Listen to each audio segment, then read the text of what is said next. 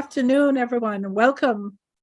I am glad to have you. Our team is glad to have you, and thanks for joining us this evening for our second Zoom meeting for JMHS.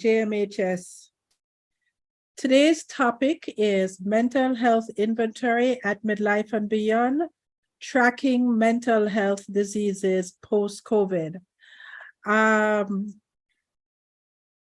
Thanks everybody again in terms of our sponsors and our participants and our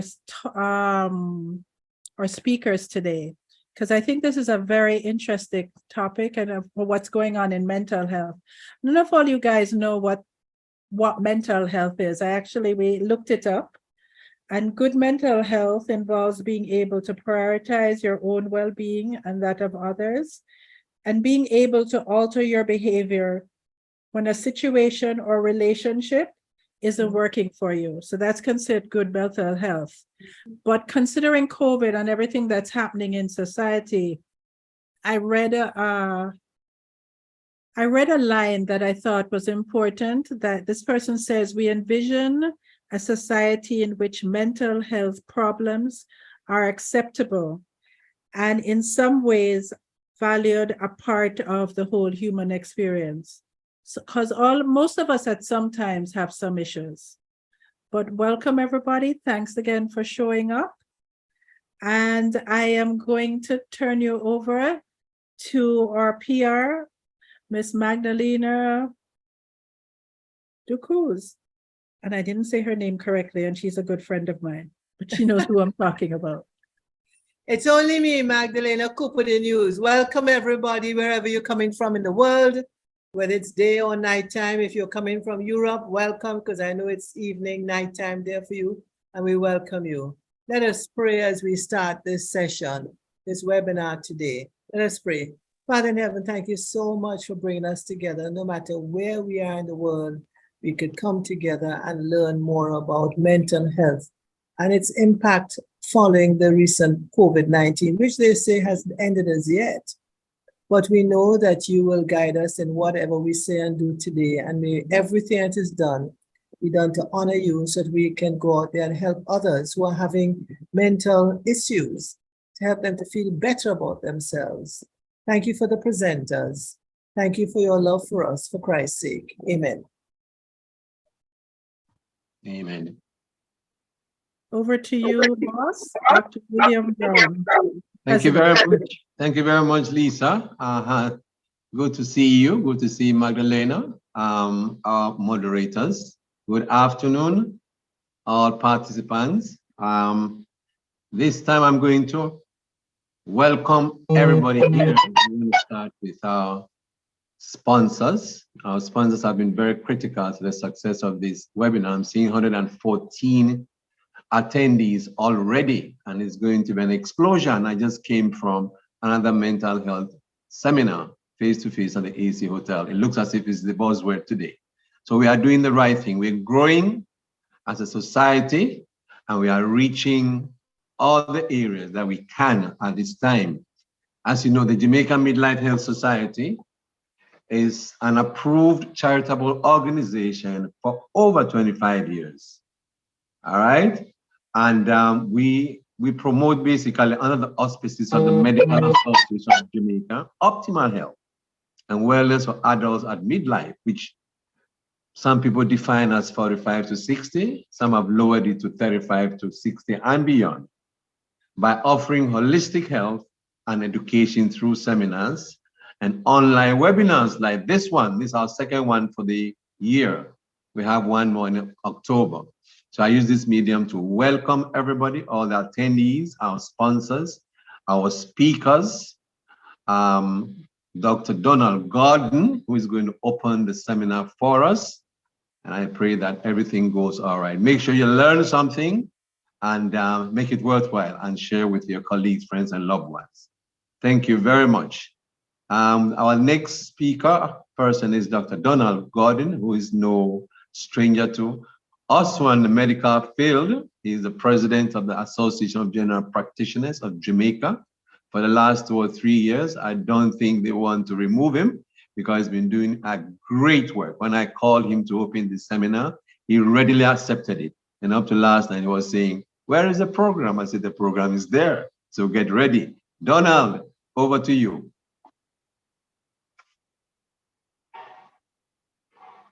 Donald? Dr. Donald Gordon? Hello? Unmute your Hello, are you hearing me? Yes, Doc. Yes, go ahead. All right, thank you, President William, and thank you and good afternoon, Madam Chairperson, Dr. Magdalena. Good afternoon to our special presenters, Dr. Geoffrey Walcott and Dr. Earl Wright, to the organizing committee of the Jamaica Midlife Health Society, to our very valued sponsors, Medimpex Jamaica Limited, Abbott Laboratories, Recharge Distributors, National Health Fund, Carmel Group, and Indus Life Sciences. And finally, and most importantly, good afternoon to all the guests in the audience. As Dr. Brown says, I'm Dr. Donald Gordon, President of the Association of General Practitioners of Jamaica. It is my esteemed pleasure to declare open this webinar symposium of the Jamaica Midlife Health Society. The title of this evening's webinar, Mental Health Inventory at Midlife and Beyond, Tracking Mental Health in the Post-COVID-19 Period.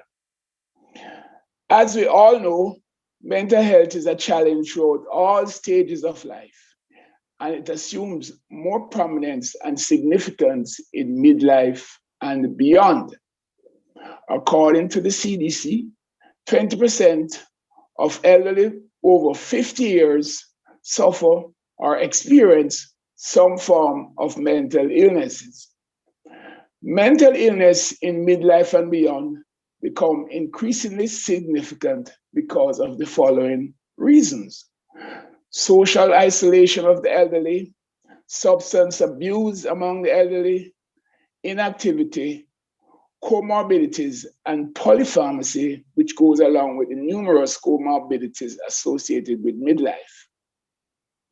With the advent and passage of COVID-19, we have seen a significant upsurge in the presence of mental illnesses in midlife. To say that the incidence of mental illnesses is underestimated, underdiagnosed, and as a consequence go untreated is simply an understatement.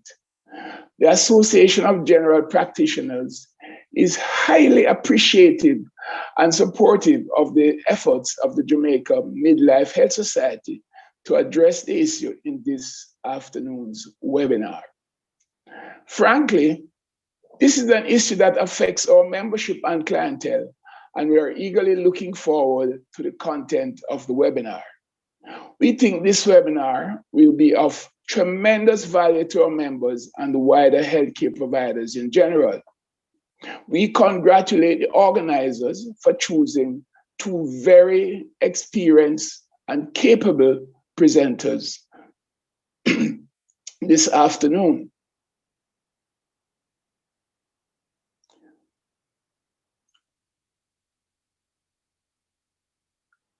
Who will, with their experience, discuss the subject with their usual skill and insight.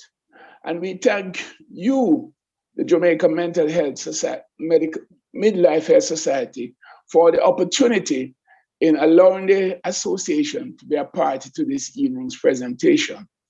The association wishes the Jamaica Midlife Health Society all the success in the hosting of this evening's webinar. Over to you, Madam Chairperson. Thank you very much. Thank you, Dr. Gordon. That was excellent, excellent. And thanks for finding a time in your schedule to open for us. At this time... Sorry, Dr. Lisa. Thanks to Dr. Gordon for calling me Dr. Magdalena. It's really Dr. Lisa, I think you wanted to say. Okay. So I'll speak Dr. it Lee. into being that one day I'll Okay. become a doctor. All right. Okay. Thank you. All right. Okay. At this time, Sam, can you please play our overview? I thought it was played already, so you can start. You can start the We're just pre-test. gonna go straight.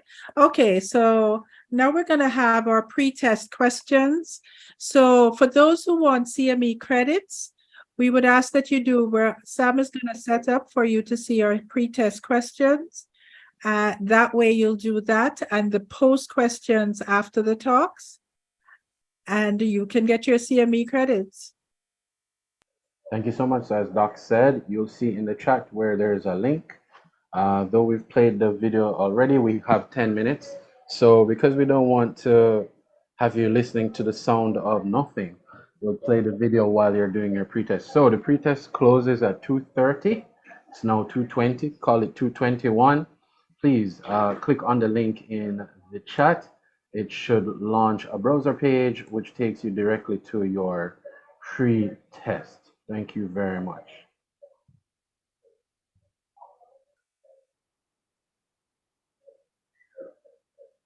So Sam will put up the video shortly again. Sure. Thank you, Sam. Yeah, no problem. No problem.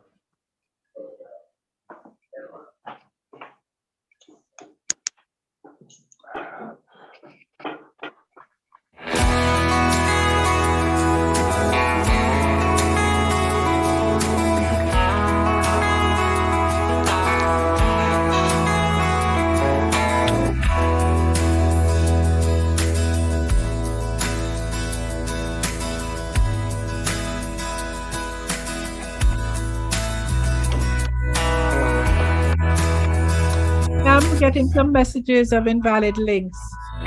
Sure, I'm replying in the chat.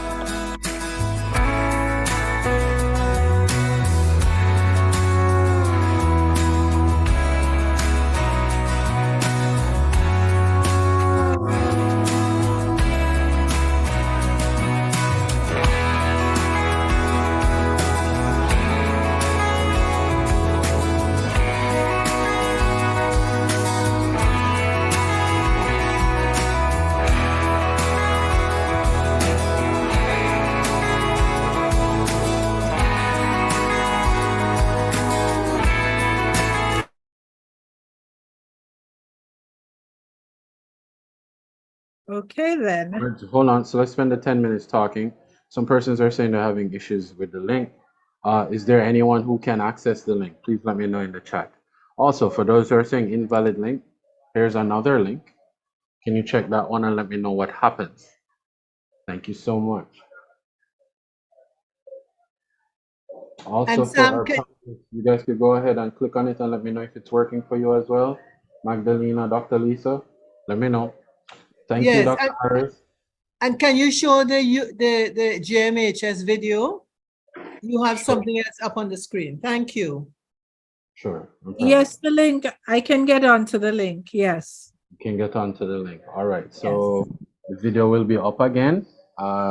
Let me know in the chat if you're having any issues, guys.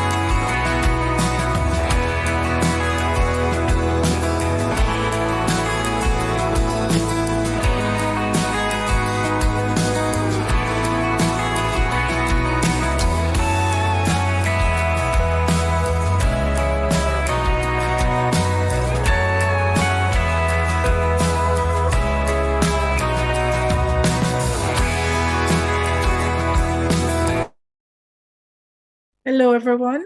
I hope everybody has been able to do their pre-test questions, or at least be able to get on the link if you haven't quite finished. Continue doing this, continue for a little bit if you haven't quite finished. At this time, we're going to have a message from our sponsors who, without them, we couldn't, pardon me? No, I was saying before they go into that, please remind everybody that the pre-test is only for those who are doing the CME. Is that correct? Anybody can do the pre-test, but we require it for those who want CMEs. Okay, okay. But anybody can do it. Sometimes it's good to know what you know or what you have a question about. So anybody can do it. All right. So now it's back to our sponsors. Without them, we couldn't have a meeting, especially that this meeting is free unless you want CMEs. And a lot of these sponsors are stalwarts. They've done it for each of our seminars, and we really appreciate them. So right now we have some video presentations from Medimplex, Recharge Distributors, and Abbott. Thank you, and please pay attention. Over to you, Sam. Hi there, I am Ear Pro. I make sure you can enjoy the water without painful ears. I am really easy to use. Just shake me up and add one spray to each ear. Quickly massage each ear and you're ready to go. There's no need to fumble around with unhygienic earplugs or cotton buds. Enjoy your time in the water and use me again and again.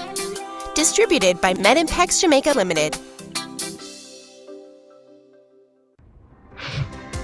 Are you looking for a fast-acting allergy and cold relief? Ask your pharmacist for Aerolin. Aerolin, fast non-drowsy allergy relief. Distributed by Medimpex West Indies Limited and Medimpex Jamaica Limited. Good day, everyone. This is Lisa Hubbard, medical representative at Medimpex Jamaica Limited, where we provide first-class products for healthy living. Today I'm going to speak to you about two of our products in our portfolio. The first one is Timilotan, which is our sertraline 50 milligrams, and it's a selective serotonin reuptake inhibitor, better known as an SSRI. So, mechanism of action. They act within the brain to increase the amount of the neurotransmitter serotonin in the synaptic gap by inhibiting its reuptake. This helps to ease the symptoms of mood disorders such as depression and anxiety. Indications for Timilotan are depression, panic attacks, and obsessive compulsive disorders. SSRIs have become the first choice treatment for depression owing to their excellent efficacy, safety profile, side effect profile, and onset of action. So the dosage. For depression and OCD, 50 milligrams once daily with food. Expect complete therapeutic effect after 2 to 4 weeks. For panic disorder, week 1, 25 milligrams once daily with food. Week 2, 50 milligrams once daily with food. Expect complete therapeutic effects after 8 to 12 weeks. The maximum daily dose for Timilotan is 200 milligrams per day. Timilotan is also used off-label for premature ejaculation, and dosing for that is 50 milligrams OD for the first 6 weeks, then when needed thereafter, and prophylaxis 50 milligrams PRN 2 hours prior to sexual intercourse. So dosage adjustment for special populations. For the elderly, there's no dosage reduction necessary. Renal impairment, no modification of dose is necessary either. Hepatic impairment, a lower dose or the usual dose with longer dosage intervals. Pregnancy, safety has not been established. Nursing, it's excreted in the breast milk, so it's not recommended for use there. So the benefits. Sertraline is among the most potent SSRI. Age has no influence on sertraline clearance. Plasma levels and clearance can be quickly and effectively controlled. Small effect on the CYP enzymes, thus reducing drug interactions. So Timilotan, offering choice to your patients. It retails at approximately $140 per tab, and with NHF coverage, it's about $95 per tab. So Timilotan lifts you out of depression. The second product I'm going to do today is our donepezil hydrochloride called Palixid. We can't speak about Palixid and not talk about Alzheimer's disease. Alzheimer's disease is characterized by 2 abnormalities in the brain, the formation of amyloid plaques between the nerve cells and neurofibrillary tangles called tau within the neurons. And this is the schematic showing a diseased brain versus a normal brain. Alzheimer's disease is the most common cause of dementia. The term dementia describes a set of symptoms which can include loss of memory, mood changes, and problems with communication and reasoning. These symptoms occur when the brain is damaged by certain diseases and conditions, including Alzheimer's disease. Alzheimer's is a progressive disease, which means that gradually over time, more parts of the brain are damaged. As this happens, the symptoms become more severe. People with Alzheimer's have a shortage of some important chemicals that are involved with the transmission of messages within the brain, example acetylcholine, and this is where our Palixid acts. So how does it work? Donepezil is a cholinesterase inhibitor. It is a specific and reversible inhibitor of acetylcholinesterase, which is the predominant cholinesterase in the brain. Donepezil hydrochloride is postulated to exert its therapeutic effect by enhancing cholinergic function through increased concentrations of acetylcholine. There is no evidence that donepezil alters the course of the underlying dementing process, however. It just slows down the progression of the disease. Palixid is indicated for the treatment of mild to moderately severe Alzheimer's disease. Dosage. Initial dose, 5 mg once per day in the evening before retiring for at least 1 month. After 1 month, assessment. The dose may be increased to 10 mg. The maximum daily dose is 10 mg. For renal and hepatic impairment, it's the same dosing as clearance of the drug is not affected. It is not recommended in children. So the presentations are, it's a round white biconvex film coated tablets.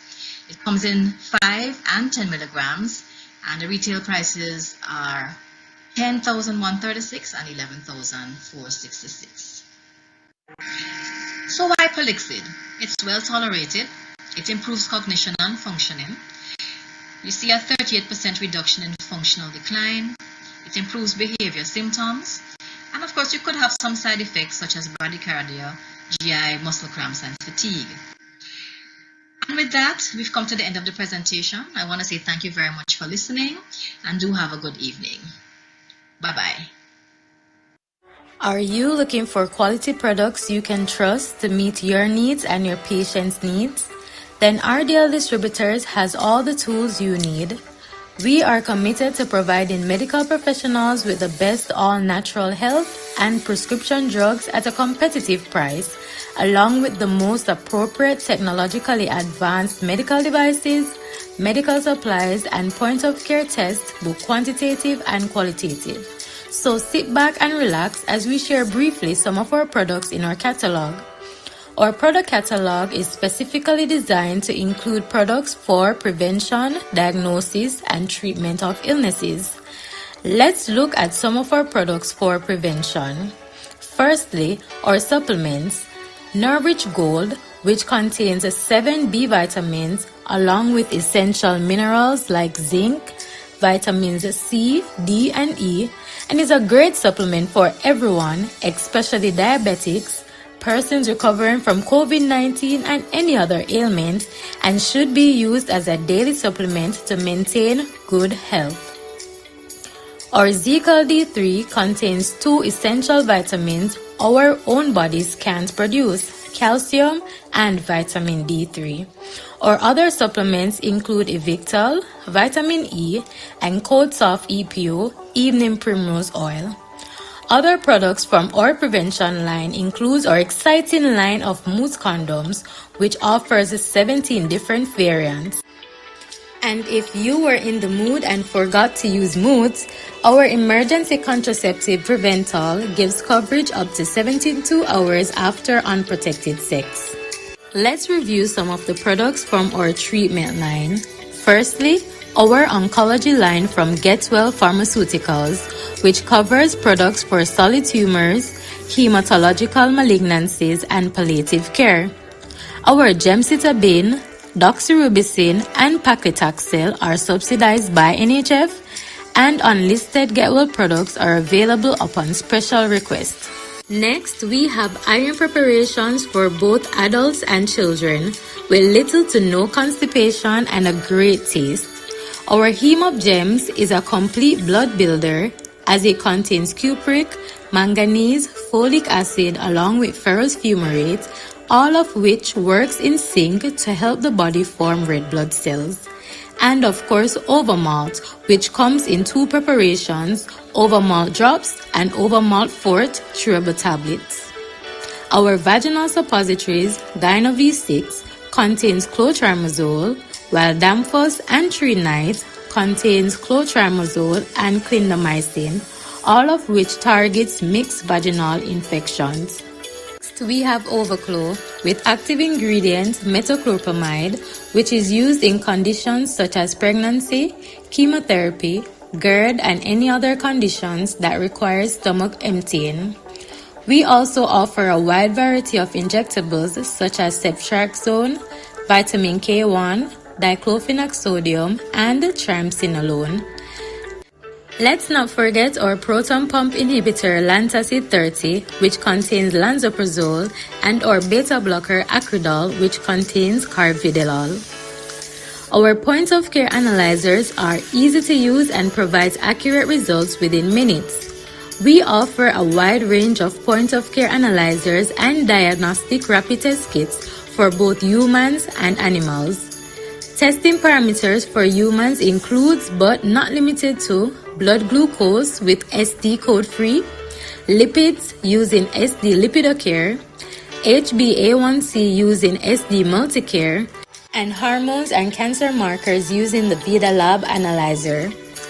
Our rapid test kits for humans includes COVID-19, STIs such as HIV and syphilis, drug of abuse which includes cocaine and THC, dengue, blood-borne diseases, enteric diseases, and cardiac markers such as troponin I.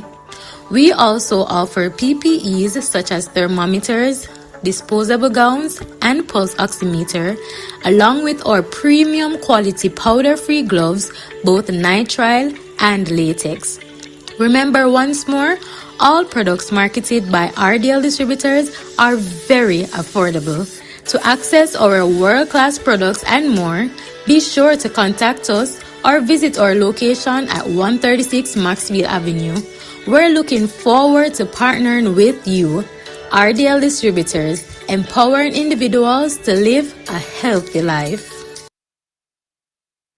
Hello, I am Genevieve Siddle, a team member of Abbott Nutrition. Today, we will be looking at Glucerna. With diabetes, what, when, and how much you eat can make all the difference. Breakfast is important, and then so are the snacks between the main meals. Glucerna can be one of those small meals or snacks. It is diabetes specific, high quality protein, calorie controlled, convenient, and with specific carbohydrates to help minimize blood sugar levels. Yes, nearly 50% of people with diabetes may be struggling to manage blood sugar. Glucerna is made with Carb Steady to help manage blood sugar. Carb Steady is a blend of carbohydrates that are slowly released into the small intestine and are later released into the bloodstream to help minimize blood sugar spikes. Now the next slides will identify 4 Glucerna products that are readily available in the supermarkets and are mentioned according to the levels of protein from lowest to highest.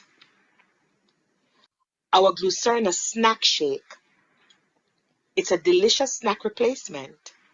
7 grams of protein, 5 grams of sugar, 140 calories. Now note 26 essential vitamins and minerals. This will be the standard for all of our Glucerna products. Glucerna Shake. It is designed as a meal or snack replacement to help minimize blood sugar spikes. It's 10 grams of protein, the 26 essential vitamins and minerals. It's 1 carb choice or 1 carb exchange per serving of 8 fluid ounce, and it replaces 1 poor meal or snack choice per day. Now here's your Glucerna Hunger Smart Shake. Designed to manage blood sugar and hunger, it can be a meal or snack replacement. It contains 15 grams of protein and, depending on the flavor, 4 to 6 grams of fiber. Now that combination will help you manage hunger. It's 1 carbohydrate choice per 10 fluid ounce, and it's clinically shown to minimize blood sugar spikes compared to your high glycemic carbohydrates, supporting the immune system with antioxidants, your vitamin C and E, and selenium. Now remember, I mentioned the importance of breakfast. If there is any doubt that your decisions for breakfast are not helping to keep the blood sugar levels relatively steady, make the smart decision by choosing Glucerna Hunger Smart. This graph just shows plainly that using your usual standard breakfast of regular carbs versus your Glucerna Hunger Smart, you will see that the standard breakfast gives you higher blood glucose response after breakfast compared to that steady green line. It's 50% reduction in positive area under the curve.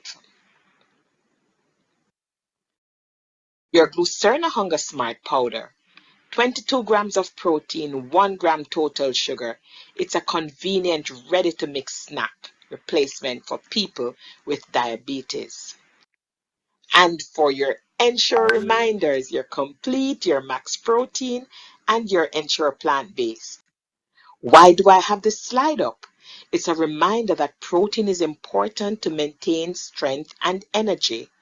Remember that between the ages of 40 and 70, we can lose up to 8% of our lean body mass. Then that loss can jump to as much as 15% every decade after that. Your protein and calories can help reduce muscle and weight loss. And studies show that more than 40% of adults older than 50 may not consume the recommended daily allowance of protein from food alone. So here's your Ensure Complete, 350 calories and 30 grams of protein. Your Ensure Max Protein, 30 grams of protein in 11 fluid ounce, 150 calories. And then, if you don't want dairy, if you don't want soy, we have Ensure Plant-Based for you. It's 20 grams of protein. It's sourced from fava beans and peas. And as I said, 180 calories, 5 grams of fiber. We have you covered for protein. So, thank you. On behalf of Sandra Burt Green and Paul Russell, I really thank you for your attention. Goodbye. Thank you. And on behalf of JMHS, thanks to MB.BS, RDL, and of course the Abbott labs, which we just heard from. Very educational. I learned a lot from it. It's now time for me to introduce our first presenter. And, in preparing for today's presentation in terms of presenting to you our first presenter, I went and did some search on mental health and the pandemic. And this is what I found. Since the beginning of the COVID-19 pandemic in February 2020, a global mental health crisis has taken root. The prevalence of anxiety and depression worldwide increased by 25%, according to the World Health Organization as a trusted source. Hence, I'm sure that based on Dr. Walcott's presentation and his expertise, his presentation will enlighten each of us on this matter. But before he speaks, let me give you a little bit more details on his profile. Dr. Geoffrey Walcott is a doctor of psychiatry, was born in Clarendon. Let me see all the hands go up and all the claps go up for those who are born in Clarendon. And the emojis, I think they call it, right? Forgive my language on the technology. And he was born in Clarendon, Jamaica, and attended Clarendon College. So if you attended Clarendon College, please again, send up all the signs that you did. He received the B.O Frazier Reid Award for Chemistry. He furthered his education at the University of the West Indies, Mona, where he received his MB.BS degree in medicine and his Doctor of Medicine in psychiatry. That's what he specialized in.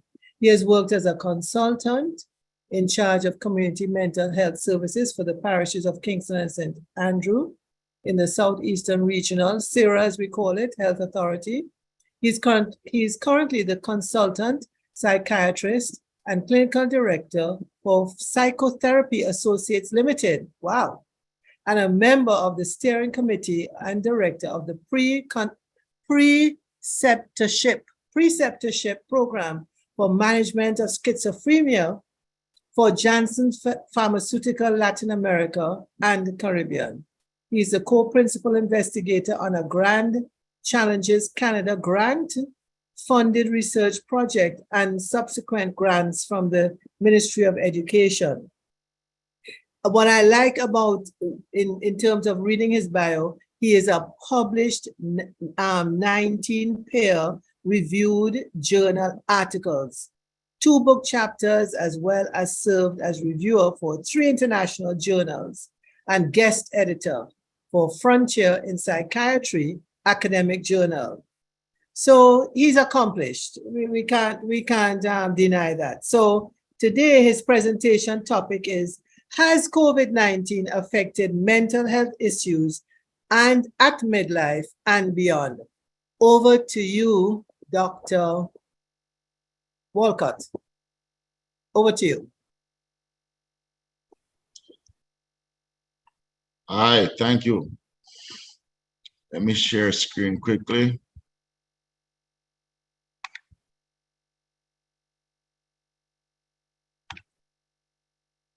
Are you seeing? Loud and clear.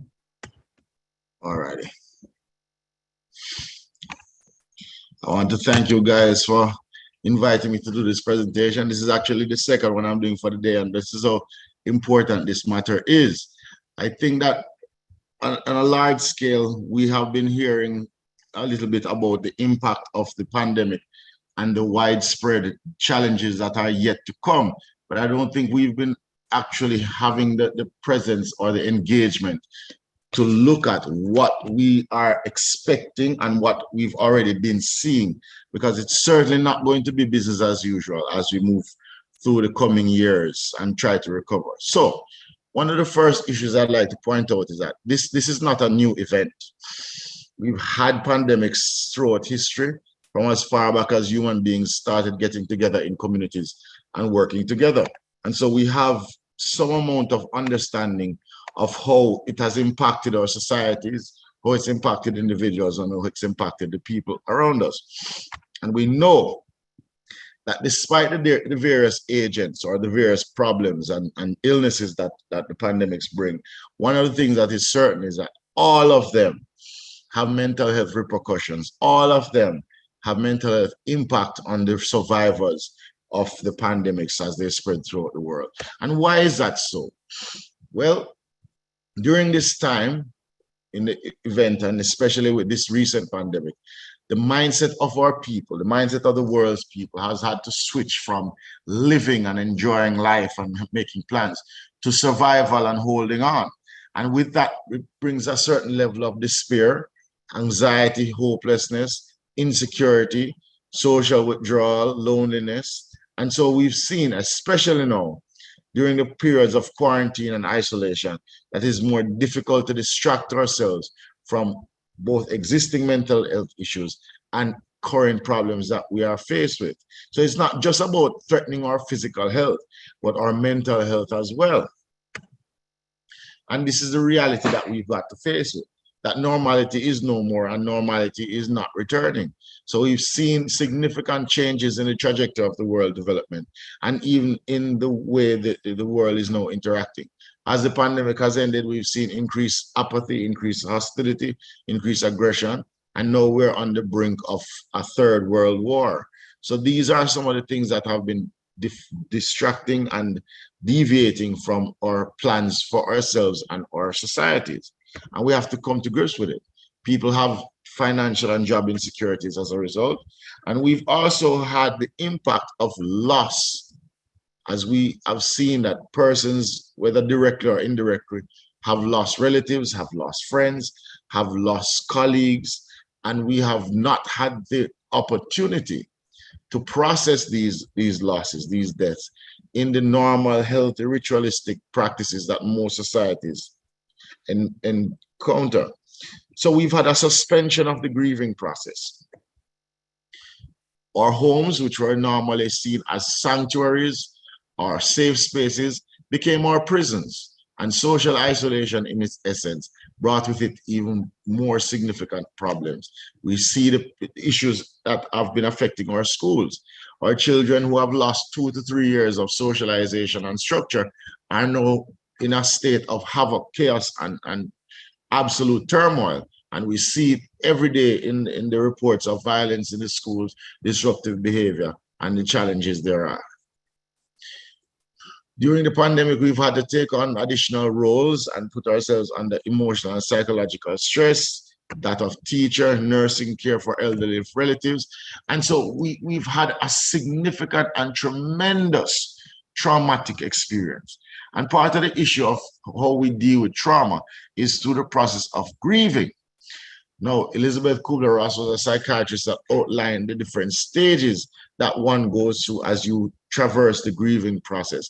And I think as a society, as a community, as a world, we are all having to deal with the impact of the grieving process for the psychological trauma that we have gone into because of the pandemic and the aftermath thereof. So one of the stages that she's highlighted is the business of denial and avoidance, confusion, elation, and shock. And we are still seeing that even in some persons now who are denying the existence of the pandemic, who have been filling the social media space with misinformation to support their particular stance. Then there's the business of anger, frustration, irritation, and anxiety.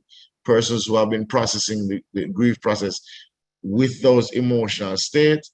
As we transcend, we go to the place of bargaining, where we try to find meaning in what has happened and try to find purpose in the life that we lead after.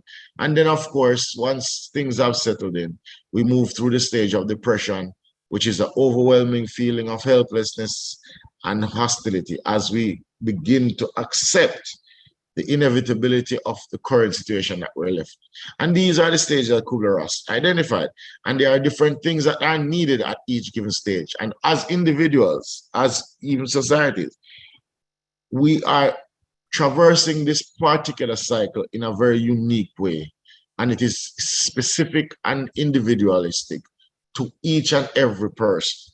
So for the first stages, we need information and communication, connectivity. As we move forward, we need emotional support, and then finally guidance and direction so that we may overcome it. So let's look at these stages individually to see if we can identify what we're seeing both in people around us as well as ourselves. The first stage of denial, shock and disbelief, is default when we are overcome with emotions that we are unable to process. And especially persons who are on the front line, who have been directly impacted from the turmoil, it is often that we suspend our emotional processing for the benefit of being able to function in the roles that we have.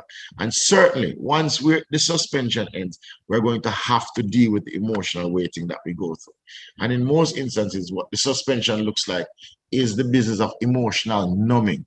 And we see where individuals have the inability to express strong negative or positive emotions, inability to participate fully in life, feeling that life is a dream, living on autopilot, a lack of interest in pleasurable activities, feeling distant, tendency to withdraw. Emotions are only felt physically, so people can tell you that they're feeling tired and exhausted, but they cannot articulate the fact that they are dealing with immense sadness, grief, and depression. There is a strong aversion to engaging with people who are, in fact, expressing strong emotions.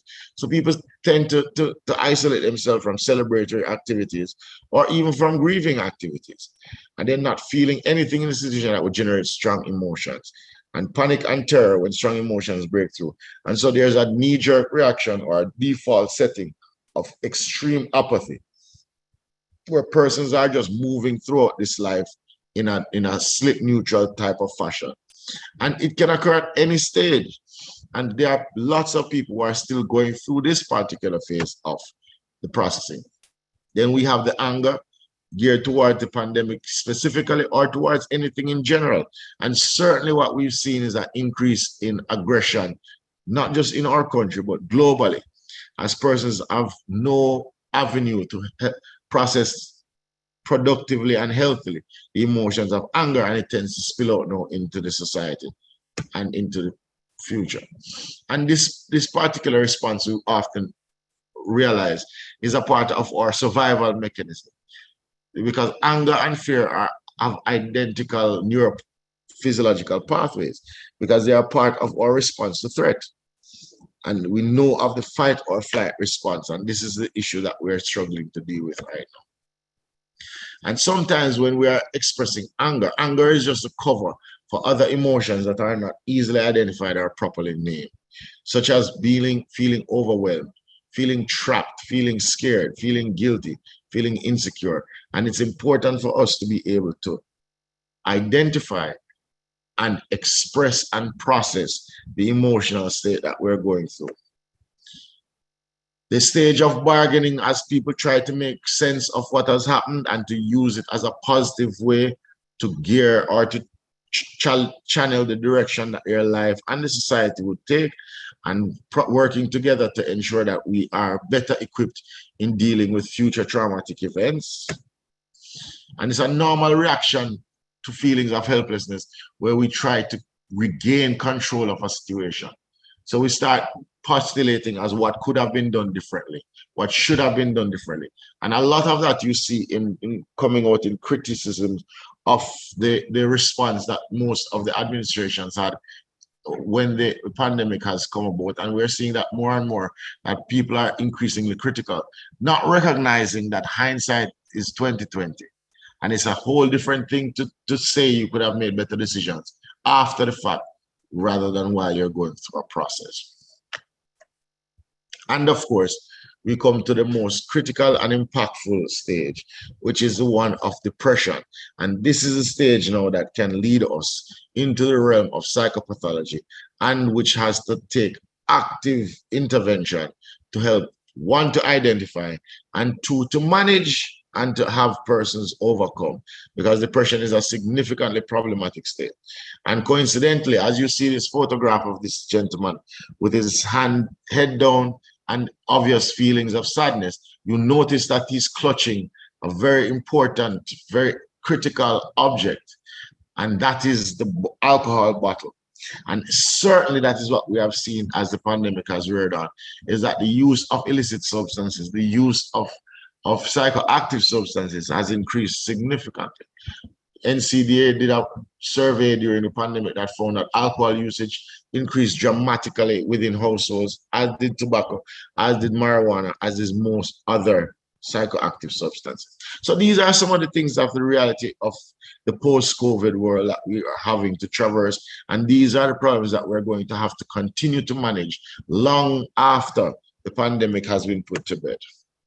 So in brief, depression is a way for nature to keep us protected by shutting down the nervous system so that we can adapt to something we feel we cannot handle. However, prolonged depression can become very significantly pathological and lead to dysfunction and distress that can have long-term consequences and long-term impact both on the individual and the society at large. And certainly when you look at the reviews and the studies that are coming out, and we should mention that a lot of the information that we are having on the pandemic era and the post-pandemic era have not yet been published, because it is still a very, very fresh and new event that we're still gathering information on. We do not know what the long-term effects are. We can only extrapolate based on our past history and also on the particular patterns that we're seeing evolving. So there's a systematic review that suggests that there's a high frequency of clinically significant depression and depressive symptoms that are associated with the post-COVID crisis. And the most impactful or significant moderators include the female gender, persons who have predisposing psychiatric history, and who have had mental illness in the past. And also we see that it is widespread across the board, and we see impact also affecting our young people, despite the fact that the pandemic was not severely distressing or difficult to traverse with the youth, because a lot of them did not get sick, they were asymptomatic, but we're still seeing both the direct depressive disorder due to the infection and a lot of the psychosocial stressors that have led to depressive disorders as a secondary modality. So when you look at it, we see increases sharply in depression and in anxiety. Young people are hardest hit.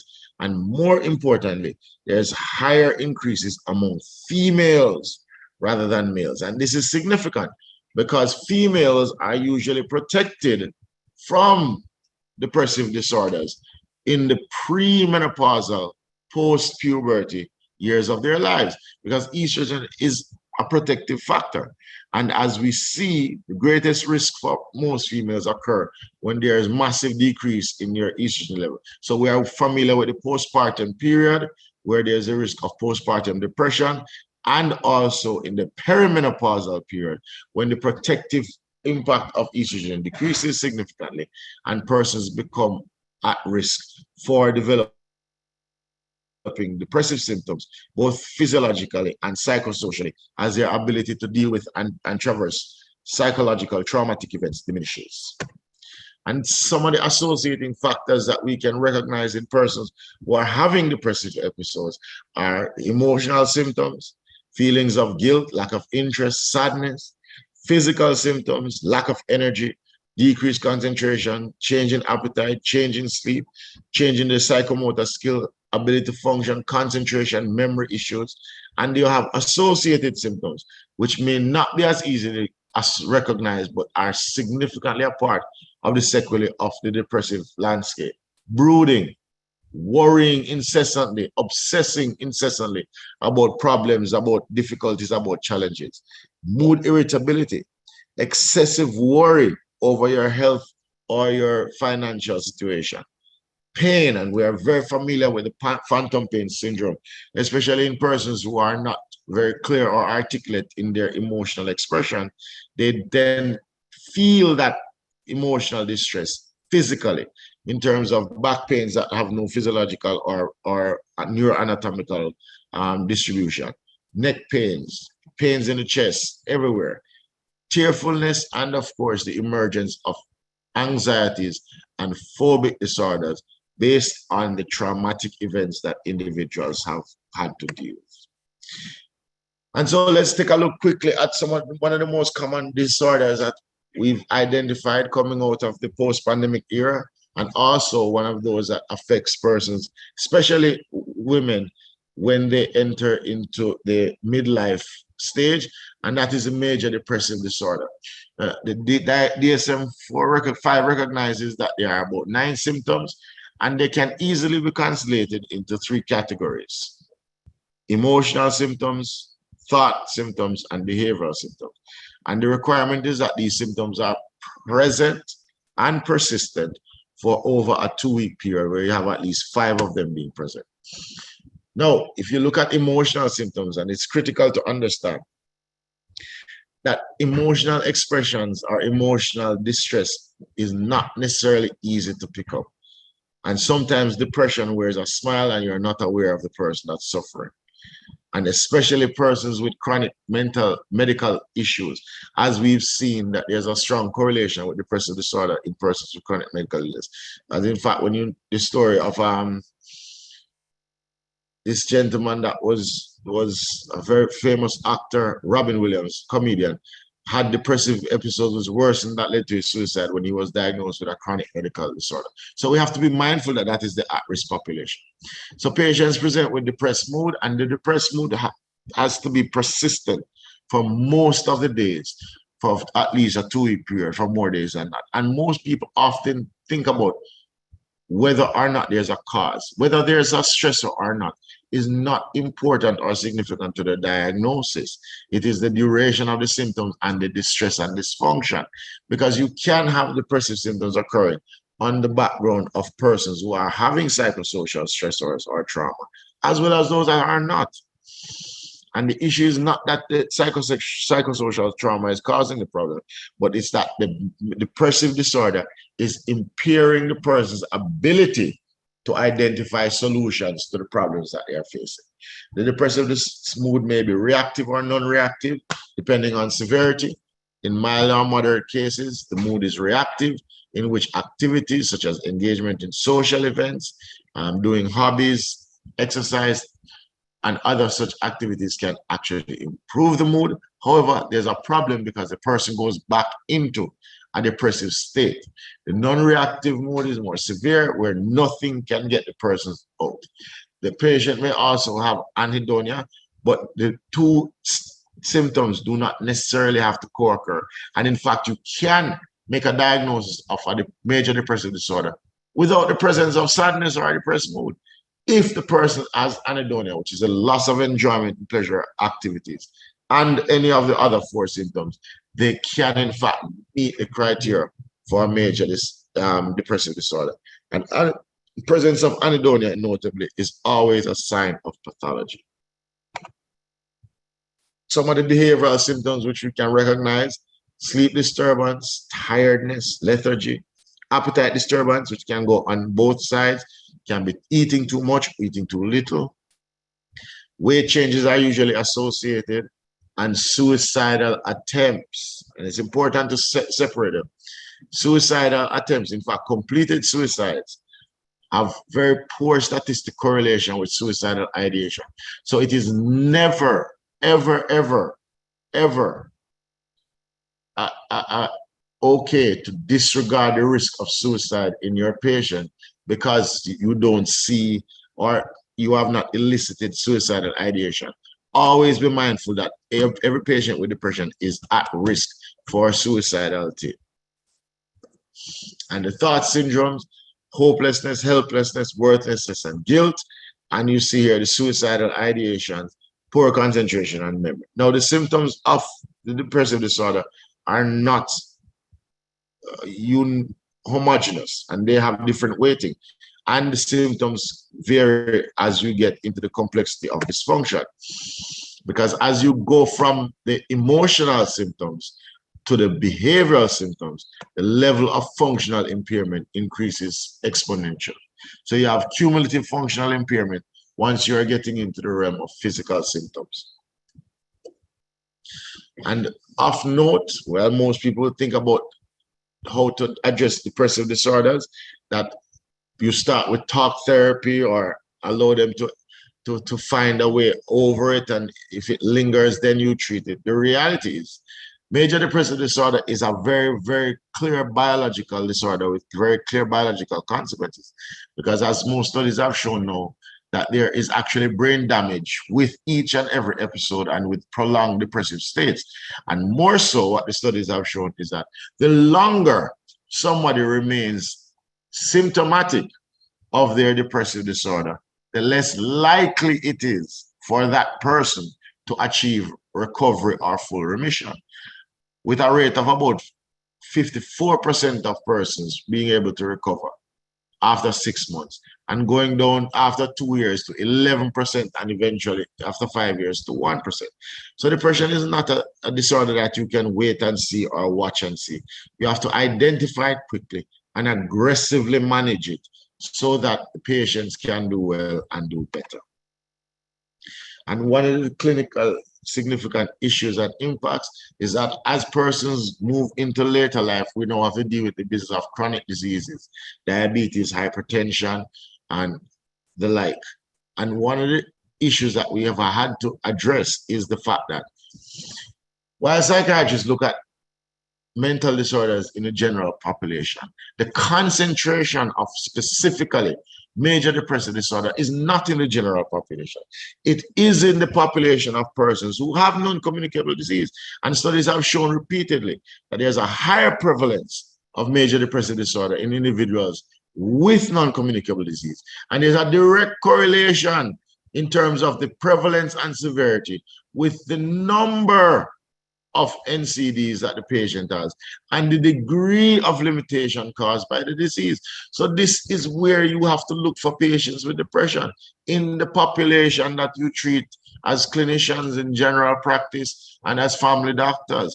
Those are the patients where you're going to see depression. And if you're not screening for it, if you're not trying to identify it, especially post-pandemic in this world where we are expecting an increase by about 30 to 60,000 new cases to be added in the country based on the infectious rate that we've seen. This is something that it is going to be an avalanche, and we have to be prepared or we're going to be swept away.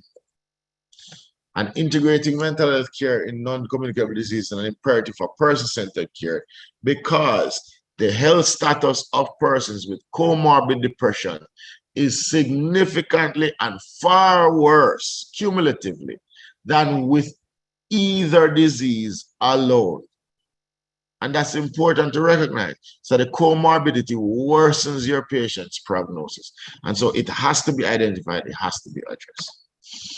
And so some of the sequelae of the post-COVID syndrome that we see, we have psychiatric symptoms, including depression, anxiety, PTSD, and cognitive impairment, neurological symptoms which may persist, dizziness, headache, seizures, anosmia, gysia, and physical symptoms, coughing, dyspnea, short of breath, and all of that culminates in an increased risk of depressive disorder and increased risk of suicide. And integration is key to improve the access to appropriate interventions for people with comorbid conditions, reducing the fragmented manner in which care is delivered, and delivering care that is responsive to patients' needs and expectations.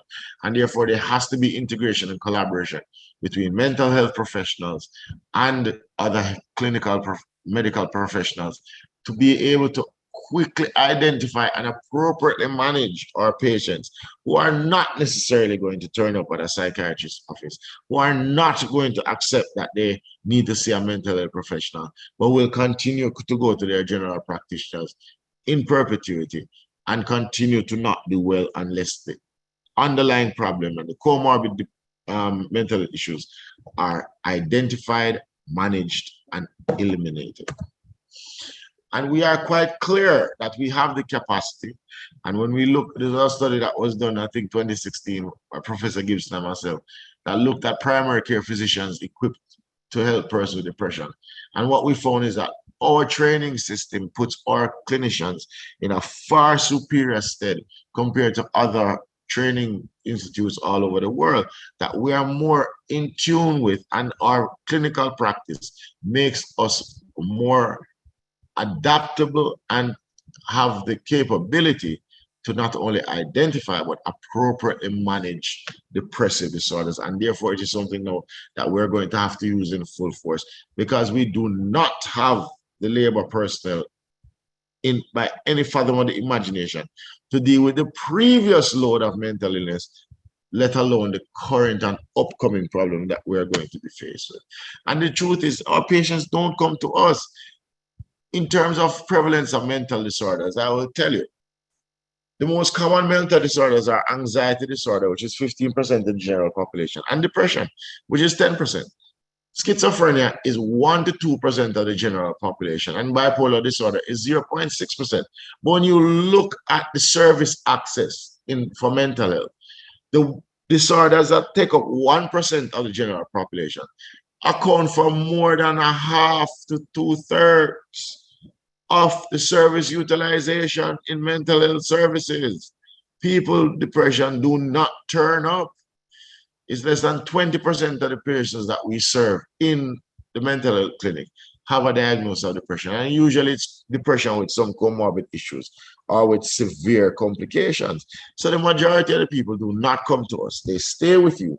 And it is important, and absolutely imperative that you start to look for it and start to address it and manage it and treat it, because the protocols are there that can be followed.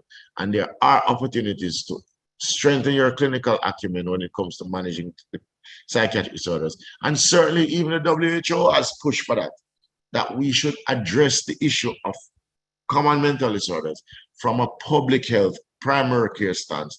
And we should not just equip, but empower and support our general practitioners to be able to deal with the challenges in the mental health landscape in a post-COVID world. And we see the rates of depression all over the world. It's close to 9 to 10%. And the MH-GAP intervention guide was a training program that was established to bridge the mental health gap in developing countries by empowering, training, and equipping non-specialists to be able to manage, identify, manage, and if necessary, refer common mental health disorders so that we could have a holistic management approach to these illnesses.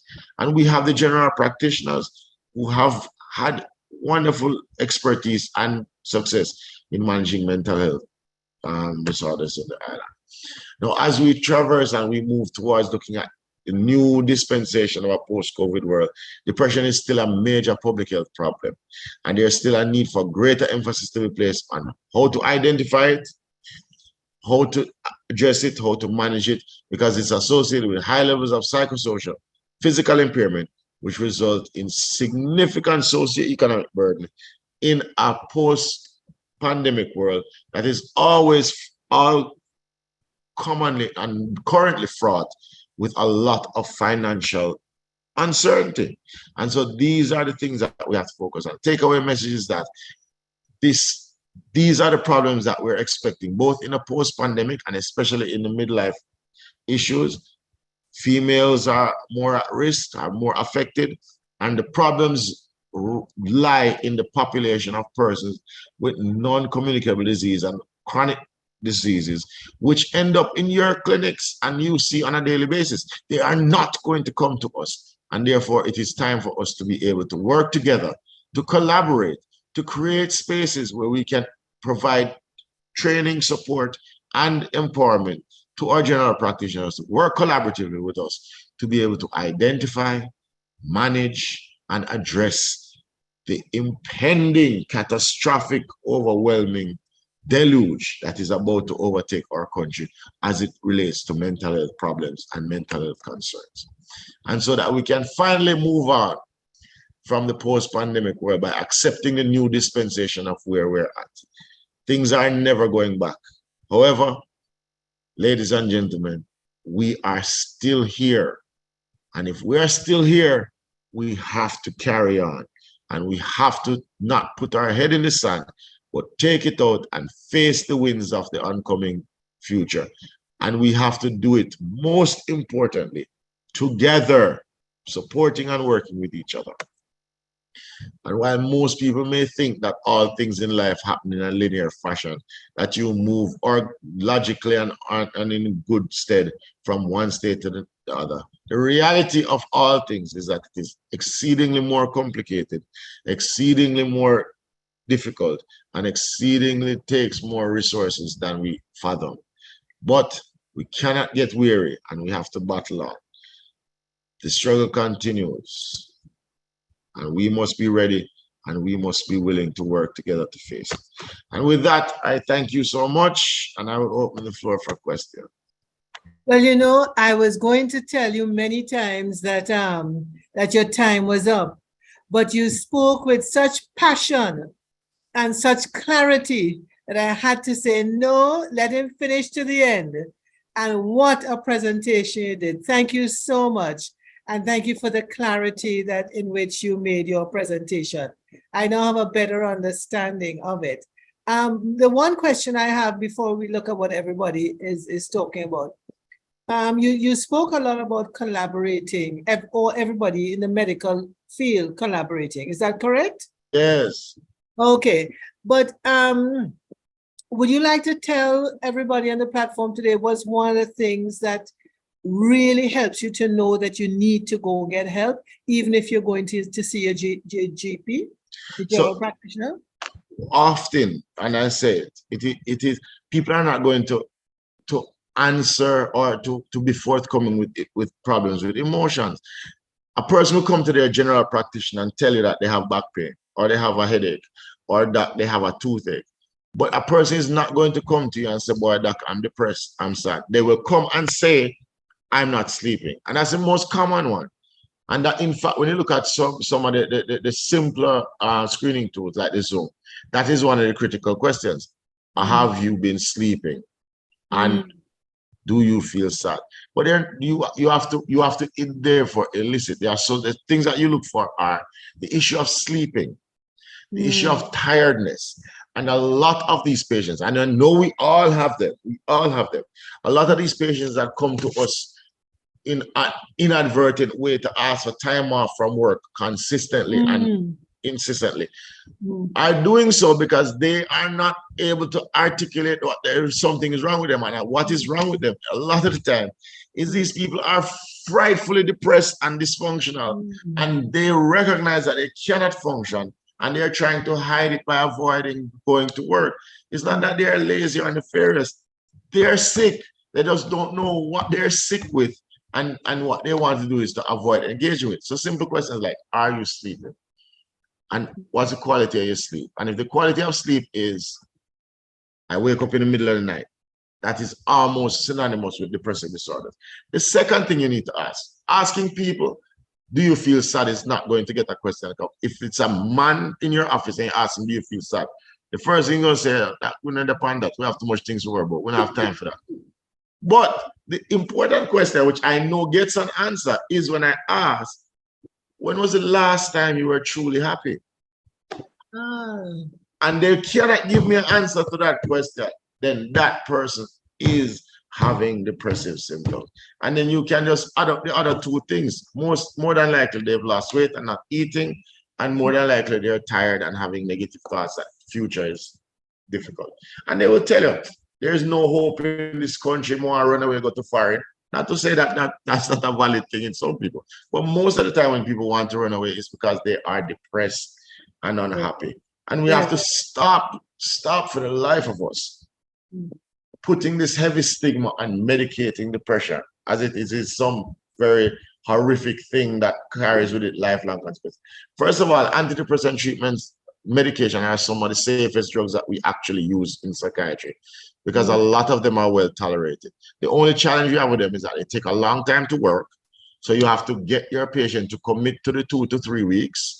And in some instances, you can get worsening of symptoms. But Dr. Earl Wright will get more into that. But in those times is the appropriate time for you to use the benzodiazepines and couple with the antidepressant. But we have to focus on prescribing the medication. We have to prescribe medication because the illness is there and it changes the brain the longer it persists. So sending them to walk and talk to people does not change the biology. And we are scientists, so we have to aggressively start prescribing antidepressants and preventing the brain chemistry from deteriorating, and get more comfortable with writing the antidepressants because we write far more dangerous drugs. I will not even begin to lament about the challenges I've had with people that I've had to treat for Xanax addiction. It is horrific and it is very challenging, but at the same time, it's what works. Yes.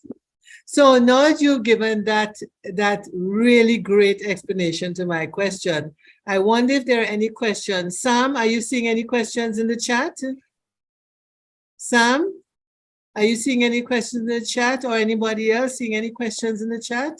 The first question that we have is, how do we deal with the fact that Jamaicans don't want to admit that they are depressed and refuse meds? Well, it's not that they don't want to admit it. They don't know how to. And I think part of the thing is that as clinicians, you are taught when you're in medical school that you have to communicate at the level of the patient, and you have to ensure that you are understanding the cultural context. Cultural competency is a big thing globally in terms of understanding psychopathology. So we have to know our population. Jamaican people are not going to say, I feel sad, I'm hurting inside. We are not. We are very proud people. We view these things as weakness. But they will be able to communicate and tell you that the last time they were happy was 1999.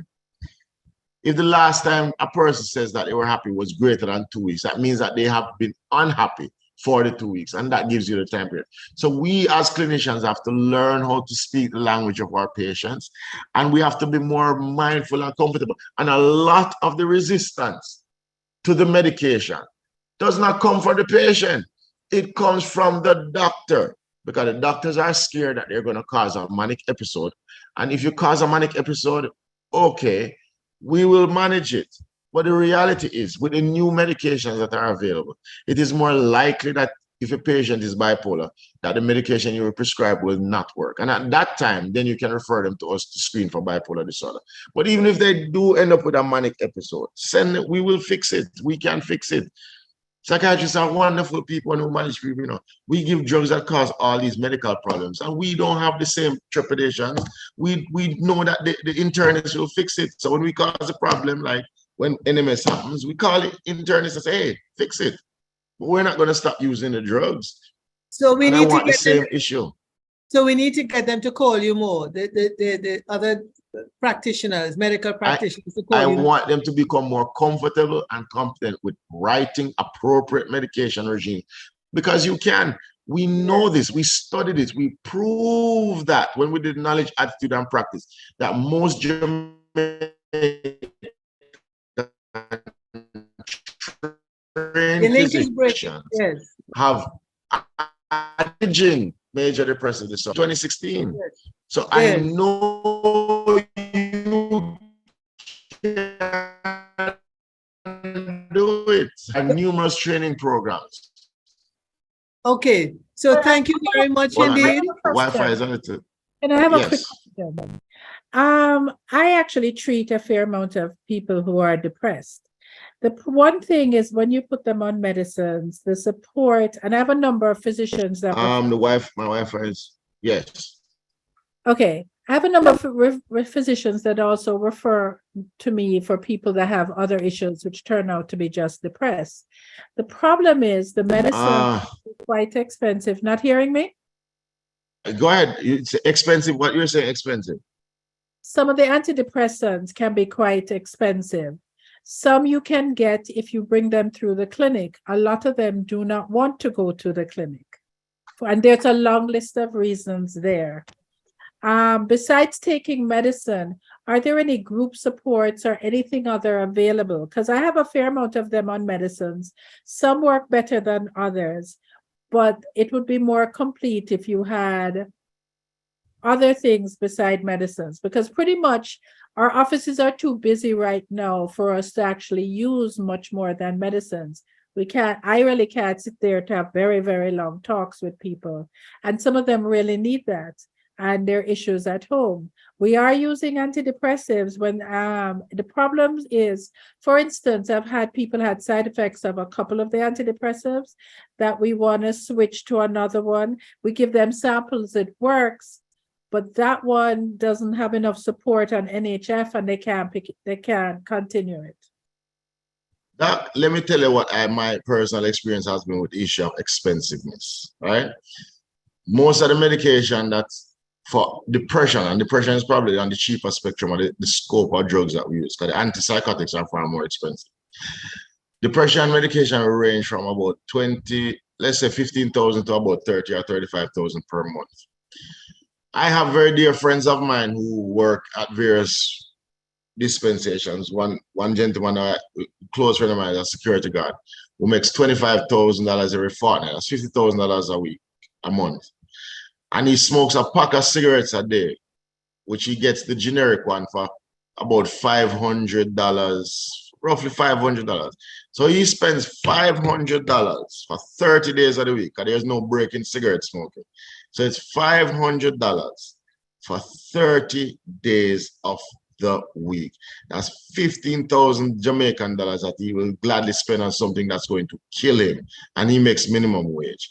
If the patient is convinced that whatever they're getting is going to help them, they will take it. That's the one thing. The second thing is that I'm glad you asked about the supportive circles, but again, this is the issue of the asylum issue. The churches are an extraordinarily phenomenal reservoir of psychological expertise. A lot of the theological societies have spit out counseling psychologists up the wazoo. And I know that because I was part of the one that helped create some of the training courses for things like CGST, College of Graduate Studies and Theology, in counseling psychology, and they are quite good at doing it. And a lot of these colleges in themselves have students there that really need practicum experience and they need clients. And so we have to start mobilizing the resources that are free and available within the community through the different things, through the churches, through these groups, and they are already there. We just have to make ourselves knowledgeable about them and utilize them, mobilize them, and get their clients. So you are the one who is going to now champion and get it started, the interdependence of all these different groups. I've started them all. I have set up the training program at CGST. All right. I've helped, we did the training program in KSA when WHO came up with the pilot program to do the training, and that's incidentally how Professor Gibson and I did the research to look at where our doctors were and saw that we are actually doing quite well. But as clinicians, we have to focus on the solution. Yes, things are expensive. Everything is expensive. But I don't see creamy donut line, which costs a horrific more than regular donut, going any shorter. So people will spend money on what they prioritize. And for us as clinicians, we are the ones that have to prioritize what we know is better for the patient, because it is much better for them to be on antidepressant than alcohol. And alcohol is not cheap and not getting any cheaper. Incidentally, cigarettes have gone up because, as we've seen, the taxes have gone up on cigarettes, as they should, because we know that that is one of the only mechanisms that decreases the use in persons who are addicted, once you increase the cost and decrease access. So we know, but people are still using it. So we have to be mindful that if we don't prioritize the treatment for our patients, they are not going to prioritize it. And a lot of the problems does not come from the patient. It comes from us. Yes. We keep thinking, boy, I don't want him wasting money on this one bag of antidepressant or a whole heap of money. And it now going to even work until 2-3 weeks down the line. The reason why antidepressants do not work instantly is not because we don't know how to make them work instantly. In fact, there are two very clear drugs that work instantly to alleviate depression. There is MDMA, which is ecstasy, and crack cocaine. We are well aware of how to get them to work instantly. The reason why they take 7 to 14 days is because we don't want to have the effects that ecstasy and crack cocaine have, which is the addictive nature. So we know these things will work, but we want it to happen slowly so the patient is not addictive. And most antidepressants have extremely low addictive potential for that fact. So they are extremely safe and they are effective. And effect is very clear. Within 2 weeks to 3 weeks, you must see clinical improvement in the patient. If you do not, increase the dosage to the optimal or maximum dosage. After 6 weeks, if there is no movement in the patient, two things happen. One, the patient is not unipolar depression and you need to get the psychiatrist involved. Or two, the patient is not responding to the medication because it's the wrong medication type, and try another group, and it might be refractory. But yeah, you have set guidelines and set parameters that you can set your patient. Look, let us try this. 2 weeks time, ask you, if you don't have no improvement, we're going to increase the dose, and then another 2 weeks, if we still don't see anything, I'm going to ask you have to go to the psychiatrist at the time, because that means that this is something outside of that realm. Simple question. And you use a benzodiazepine in the first week appropriately, because benzodiazepines are meant to be appropriately used in short-term management, not for 2 to 6 months, 2 to 3 weeks. Thanks again for your very passionate presentation. And I'm sorry, question. Doc, Is it one more thank question? you so much. And then We have a bunch of questions. If you could just click on type answer in the Q&A and just give the persons a response, that would be wonderful, Doc. Okay, so you're asking you're asking Dr. Walcott to do that, right? Yes, thank you. Yes. Okay. Thank you, Dr. Walcott. Over to you, in the interest of time, over to you, Sam, for the next section. Thank you. Thank you so much. So, Doc, the Q&A section, if you go into Zoom where you Oh, have yeah. your microphone, you found it. Ah, got it. Thank you. So I just click type on answer. type answer and then send off the answer. And thanks to everybody for your questions and participation. It's been amazing. And Dr. Walker's passion is impossible to miss. So thank Yes. you so much for your presentation and the moderation so far. Now we hand over to our first sponsor. I believe it's Mrs. Sharon Jones from the National Health Fund, NHF. Mrs. Jones, over to you for your presentation, followed by a video presentation from another sponsor. Over to you. Thank you. Thank you so much, and good afternoon. And good afternoon to Dr. Walcott. We at the National Health Fund really appreciate your work, and we've been working very closely with Dr. Walcott. So Masters of Ceremonies, Dr. Lisa Gervin Dawkins, Dr. Williams Brown, President, Dr. Donald Gordon, President of Association of General Practitioners of Jamaica, other medical professionals present, partners, sponsors, and specially invited guests. Ladies and gentlemen, good afternoon. Commendations to the leadership of this society, Dr. William Brown and Dr. Lisa Dawes, executive members, and the wider team for the invaluable work that you do. Also, the key partners, other presenters and sponsors, thank you so much for your contribution to healthcare. Greetings to you on behalf of the Board of Management and staff at the National Health Fund. I'm Sharon Jones, the Manager of Health Promotion and Public Relations, and it is my pleasure this afternoon to represent the National Health Fund in this symposium. The theme of this webinar is Mental Health Inventory at Midlife and Beyond, Tracking Mental Health Diseases Post-COVID-19. Statistically, at the end of the pandemic was declared by WHO on May 15. And on our National Health Fund program, as of June 1st, 2023, we have seen a 5% increase enrollment for major depression. We have approximately 41,461 persons enrolled for major depression. And also, similarly for psychosis, we also saw a 56% increase over the last year. We're now having about 28,180 beneficiaries enrolled for psychosis. And those are the two medications that the National Health Fund covers for mental health. And of course, the statistics are being quoted earlier that globally, WHO also reports that within the first year of the pandemic, there was a significant increase of 25% of anxiety and depression cases.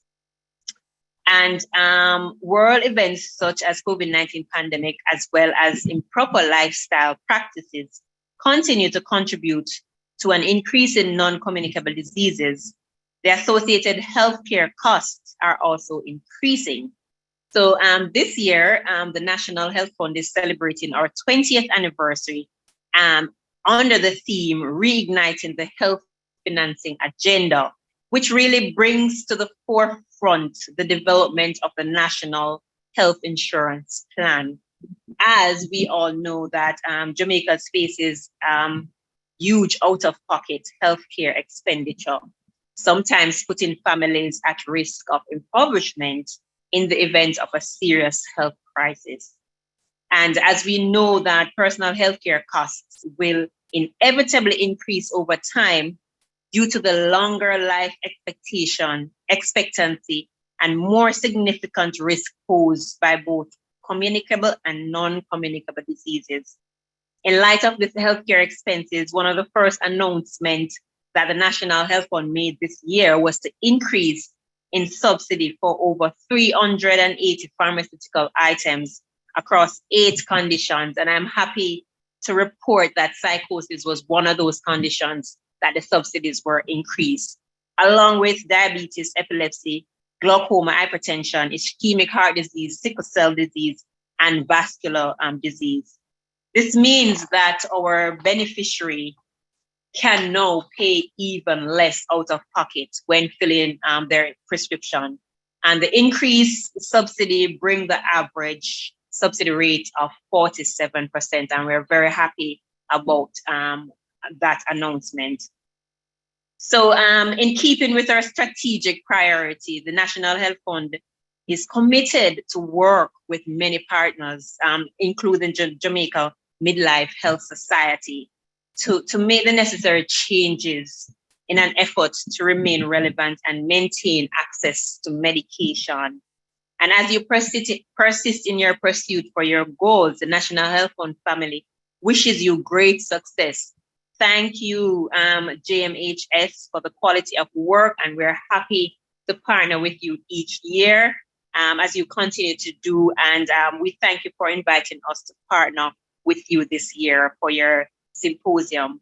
I wish the society well for its future, and congratulations.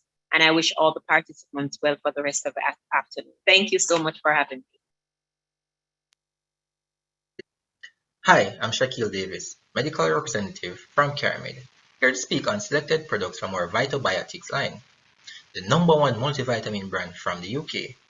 Let's talk about the right product for the right person, Wellman and Welluman. Wellman is designed for men who want to take control of their health and stay in top shape. Wellman is a comprehensive formulation of 29 bio-elements to help maintain overall health and vitality in men of all ages. These bio-elements include the vitamin A, the vitamin D, and the vitamin B complex, alongside antioxidants. Wellman also contains important minerals such as zinc, selenium, and iron, which plays an important role in the male reproductive system. Wellman also contains key ingredients such as L-carnitine, the Siberian ginseng, and the coenzyme Q10, which help to increase endurance and energy levels and also maintain good heart health. Just one capsule with meal per day and you're good. Let's focus on the complete nutrition just for women, Welluman. What makes it so perfect? Welluman has a blend of antioxidants, vitamin B complex, vitamin D, and natural mixed carotenoids, which plays an important role in boosting the immune system and maintaining healthy skin, hair, and nails. Welluman also contains other important minerals such as iron, magnesium, and folic acid, which help to maintain overall health, vitality, and energy release.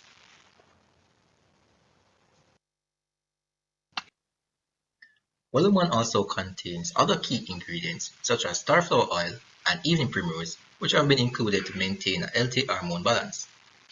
Welluman also improves daily energy levels, prepares women for menopause, and reduces menstrual discomfort. All these benefits by just taking one capsule per day with meal.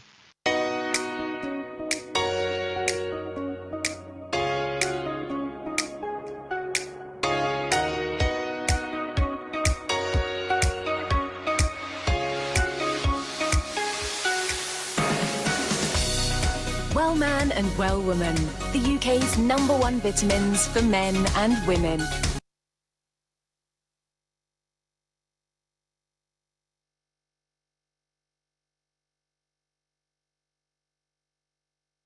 Okay. Hello, welcome back. Is that the end of our sponsors for right at this time? Yes, it is, Dr. Lisa. Okay, I wasn't sure. Okay, so I'm going to introduce the second speaker, who is well known to a lot of us, Dr. Earl Wright. He is an esteemed consultant psychiatrist, physician, and public health specialist with extensive experience in mental health. He's a graduate of Kingston College, University of the West Indies. He got his master's at Columbia University, New York, and he did psychiatry at Harlem Hospital in New York. At that time, he had leadership roles at the Manhattan Psychiatric Center in New York, including Chief of Service and Director of Residency Training. He's a member of the Medical Council of Jamaica and chairs the Mental Health Technical Advisory Group. He has served as the president of the Jamaica Psychiatric Association, held the position of Director of Mental Health and Substance Abuse Services in the Ministry of Health. He is also married, has 2 sons, both who are physicians. I think one's an orthopedic surgeon and one's a plastic surgeon, both living abroad. What you may not know about him is he loves fast cars. Loves to race, loves fast cars, walks a lot in the morning, I think he walks every morning to try to keep in shape. He has an unwavering commitment to improving mental health services and advocating for those with mental illness has made him a highly respected professional in the field. Welcome, Dr. Earl Wright. Thank you. Thank you very much, Dr. Dawes. It's a pleasure to be talking to the Jamaica Midlife Society, the 40 to 60 age group and beyond. That's the time when you determine how long you're going to live, right? Because most of what you do now is going to determine whether you reach the age as long as So we're talking about mental health, and Dr. Dawes defined mental health earlier on. Mental health includes the emotional, psychological, and social well-being. It affects how we think, feel, act, and it also determines how we handle the stresses of life, relate to others, and make healthy choices. So if you're not getting along with people, if you're fighting at home, then your mental health isn't as good as it is supposed to be. And mental health is a continuum. Everyone, bar none, gonna have a mental health problem sometime in their life. The continuum ranging from optimum well-being to mild challenges and fluctuation in your mental state. And a lot of time, your mental health is determined by your level of stress, which alters your mental health, your physical health, and as Dr. Walcott said, also is an integral part of the non-communicable disease. But today I want to focus on you, all of us listening now, and I'm going to ask you, how have you been feeling? Have you been feeling optimistic about the future? And is this all the time, often, some of the time, rarely, or none of the time? Feeling relaxed. Do you always feel relaxed, or do you sometimes or rarely relax? Close to people. Useful. Interested in other people. Is that none of the time or rarely or some of the time? Good about yourself, confident, cheerful. Do you feel loved all the time? Or is that none of the time or rarely? Often are you thinking very clearly all the time? Or is that just sometimes you think clearly and sometimes the thought process is not too good? Are you able to make decisions about things? Interested in new things, and are you dealing with problems well? And lastly, do you have energy to spare all the time, some of the time, or none of the time?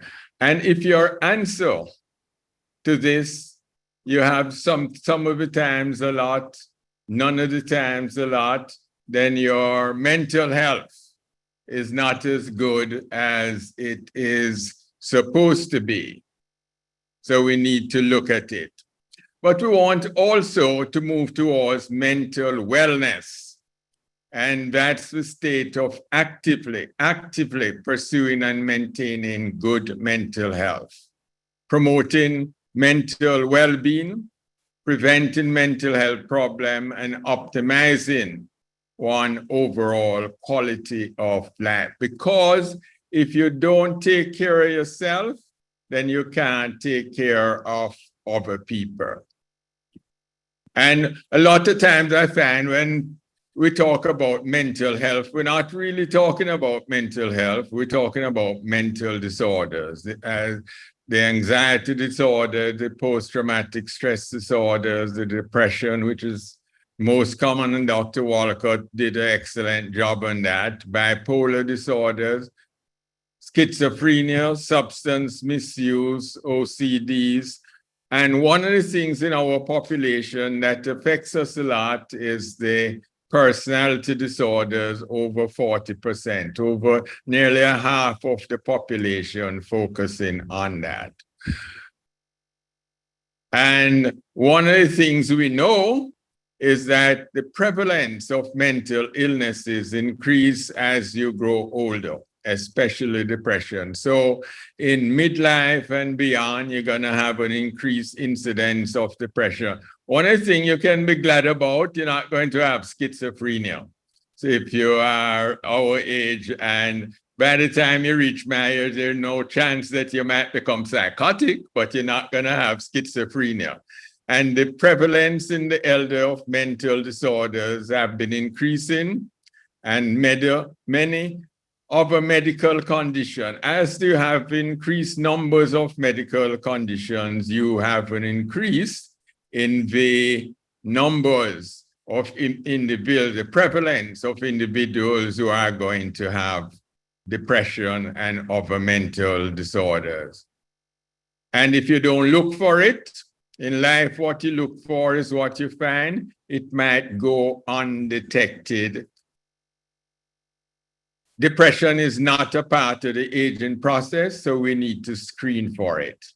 And it has been a policy of the Ministry of Health for a very long time that just as you screen for hypertension and diabetes, you need to screen for depression. And mostly, I'm hoping that you are asking the two questions, the two screening questions. During the past 2 weeks, how often have you been bothered by the following problems? Little interest or pleasure in doing things, feeling down, depressed, or hopeless, or however you want to talk to the patient to elicit a response. But it's absolutely important in everyone's practice that you screen for depression by the PHQ-9, which has been standardized in Jamaica. And if the answer to either of those is a yes, then you go to the PHQ-9 asking the 9 question or referring for further evaluation. Everyone should be screening for depression, and there are effective tools, standardized tools in Jamaica, both for adults and adolescents for the screening for depression. Again, in our climate, the social structure plays a major role in mental illness, where there's a high burden in areas of conflicts, disaster, and violence. And no one can say in the Caribbean there's not societal violence. In Jamaica, our homicidal rate is very high. There is natural disasters.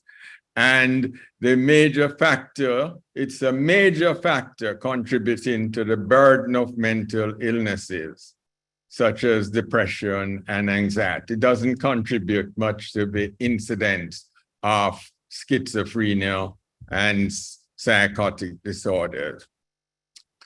And there's the relationship, the cyclical relationship between depression and myocardial infarction and vice versa. And you also have a relationship between the anxiety disorder, panic disorder, and asthma.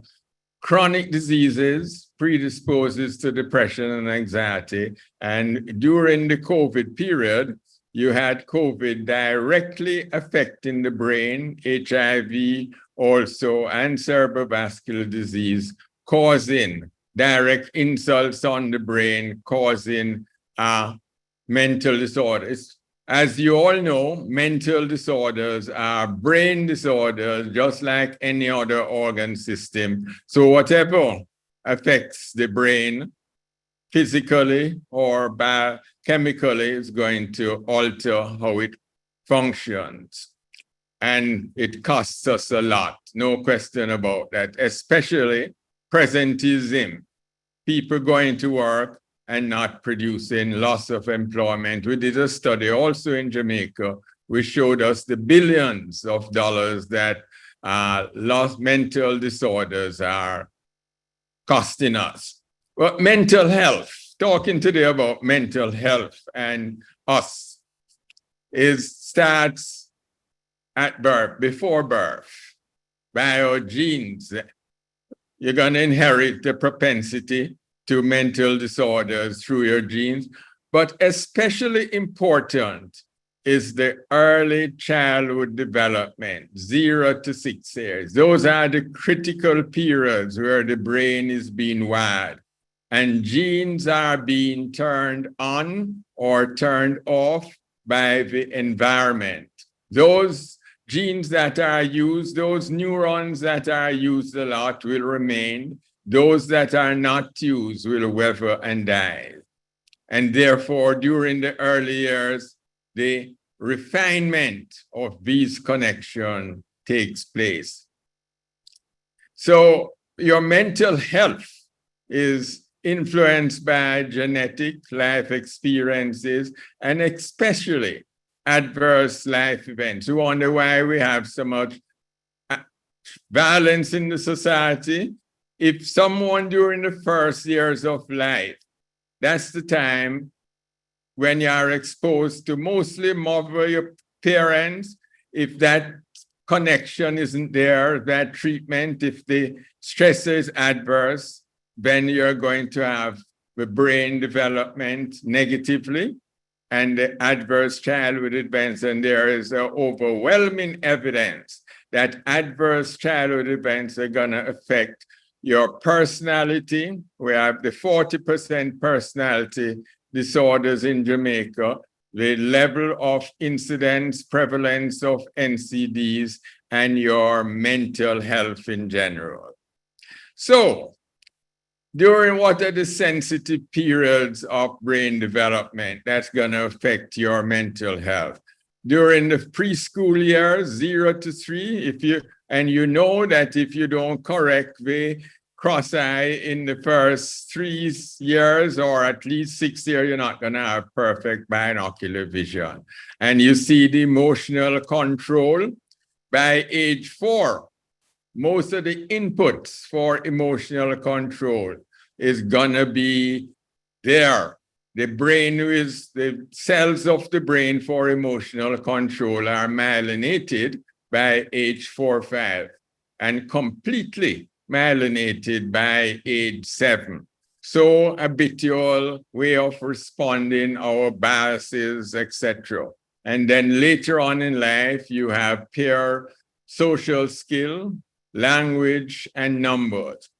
So if an individual doesn't have the appropriate support during the first 2 years of life, they're not going to be able to have emotional control later on in life, or they will have particular biases, looking at the world more as negative than positive, more as a hostile place than a nurturing place, depending on what they are exposed to during the first 3 years of life. And I always like this slide. Some of you might have seen it before.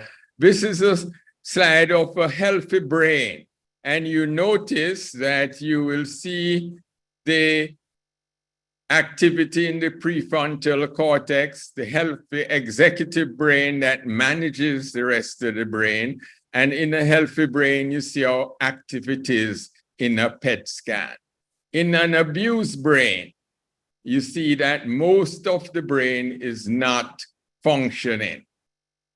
And this is a PET scan of someone that was in a Romanian orphanage. Many of our individuals might not reach the abused brain here, but it has some abuse. And that's one of the reasons why we have the high stresses of violence, underproductivity, etc. in the society.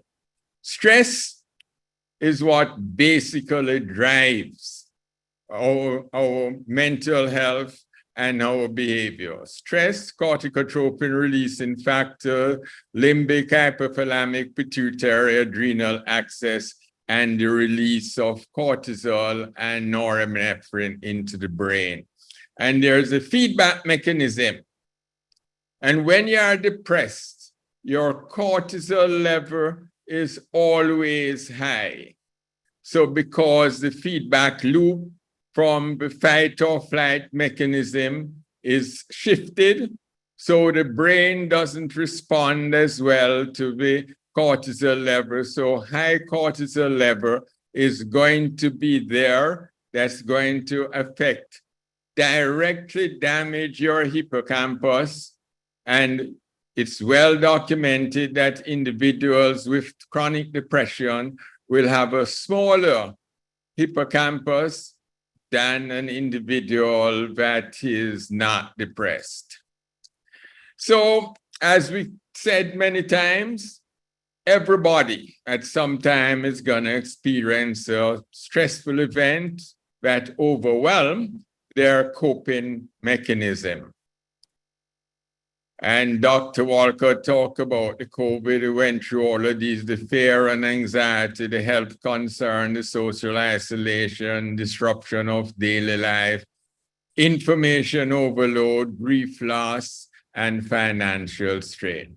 And that allows us, because of the stresses of life, we carry around what is commonly called allostatic load, where an environmental stressor, there is whether something happens at home, you lose someone, there's a financial problem, a motor vehicle accident, or a trauma, and a major life event, and you either deal with it effectively, or you adapt to it, or you are going to have an increased allostatic load. Therefore, the importance of dealing with stressors.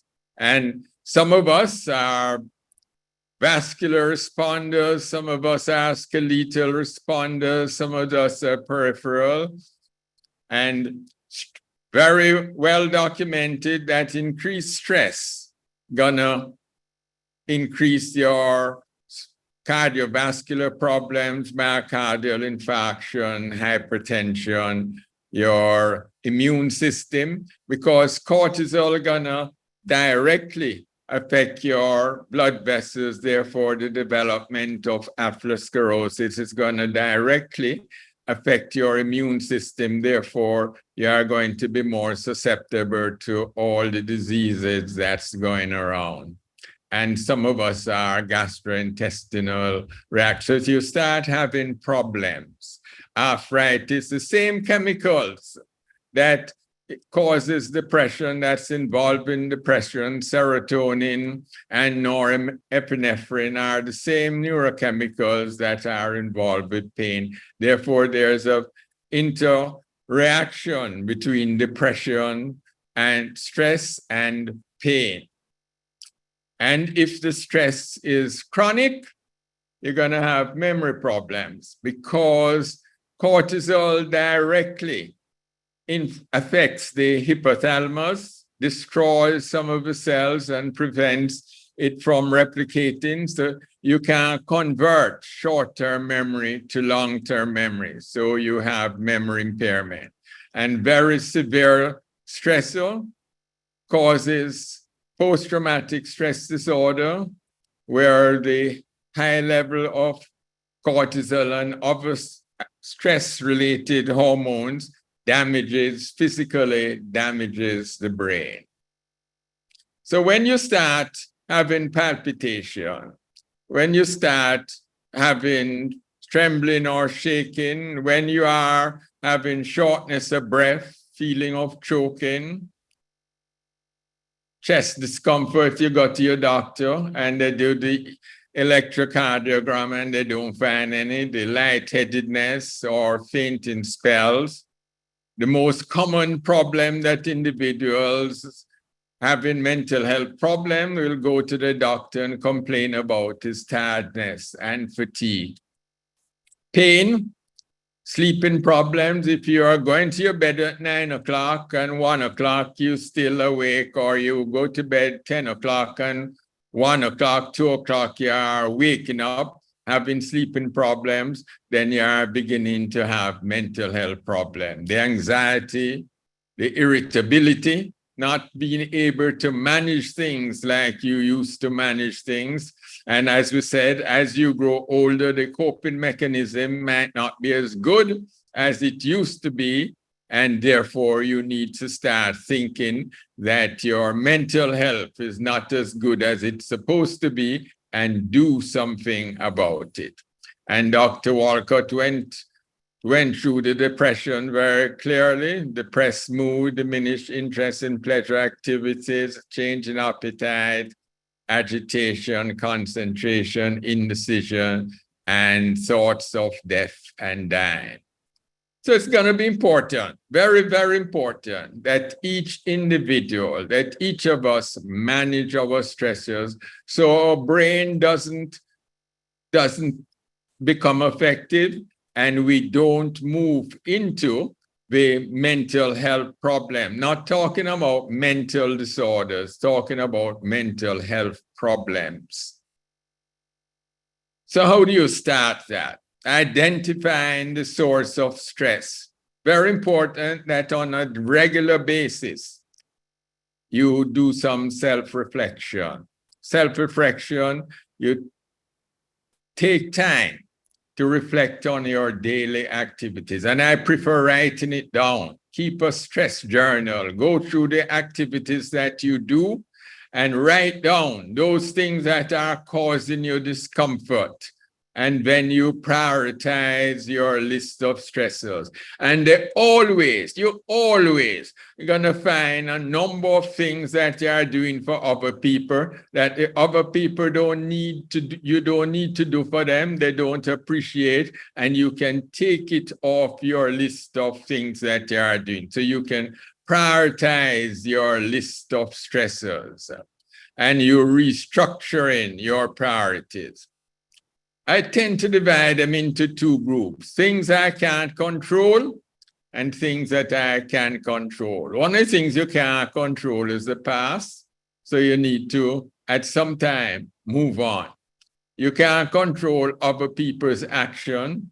And a lot of us, especially in the middle age, you take on other people's happiness. You can't be responsible for other people's happiness. Also, what other people think of me. There'll always be change in life, so you have to accept it. Not the time you're not responsible for how other people treat you and the choices that other people make. And I know it's dry time now, and a lot of us might not have water as we would like to, but you mustn't be worried about the weather. What you can control is your actions. You can control your attitude. You can control your words. You're absolutely responsible for the choices you make and the effort you put into it. You can control your thoughts, and you're responsible for your happiness, your boundaries, the people you associate with. You choose the people that your time and your reactions. Couple of truisms: be true to yourself, treat others as you'd like to be treated. These are things that you should actively do. Take responsibility for your action, practice gratitude. And I always recommend a gratitude journal, because a lot of time we focus on all the negative things in our lives and we don't focus on the positives. Learn from your mistake, never stop learning. You're never too old to stop learning. Be open-minded. Your way is not always the only way. Be open-minded and willing to change your perspective. Take care of your physical and mental health. Set goals and work constantly towards them. Embrace challenges. Life consists of problems. It will always be there. Embrace the challenge and push yourself outside of your comfort zone. Cultivate meaningful relationships with friends and families. Practice empathy. Try to put yourself in another person's shoes and compassion towards others. Try for balance in your home and work life, and try and separate them as best you can. Live with intention and purpose, and don't be afraid to ask for help. celebrate your successes, and give back to your community whenever possible. Be generous. When you're generous, you're not only doing it for the other person, you're also doing it for yourself. Because we are wired that when we do something for another person, you feel good about it. The chemicals are released in your body to feel good about it. Give something to a total stranger, acts of giving make us feel good. Educate yourself. Always arm yourself with as much knowledge as possible. Remind yourself of the value that you have. And one of the things that some individuals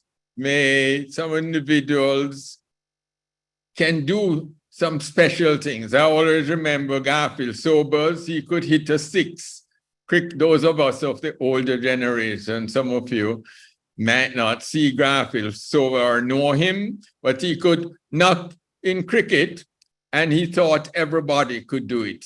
So oftentimes we might be good. An individual might be so good at something that it becomes second nature. Understand that that's something that you can do easily, but other people might not be able to do. Adapting healthy habits. And I think you should have 3 hobbies.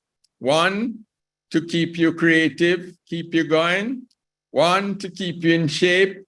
And 1, to make money. However, money can buy you plenty things. Time, happiness, inner peace, integrity, love, character, manners, health, respect, moral, trust, patience, class, common sense, and the list goes on. However, make a rule to never treat yourself twice about investing in yourself. Read nice books, not necessarily medical books alone. Eat quality food. Treat yourself to some quality food, fitness, and we'll come back to exercise, personal development, and watch your mental health.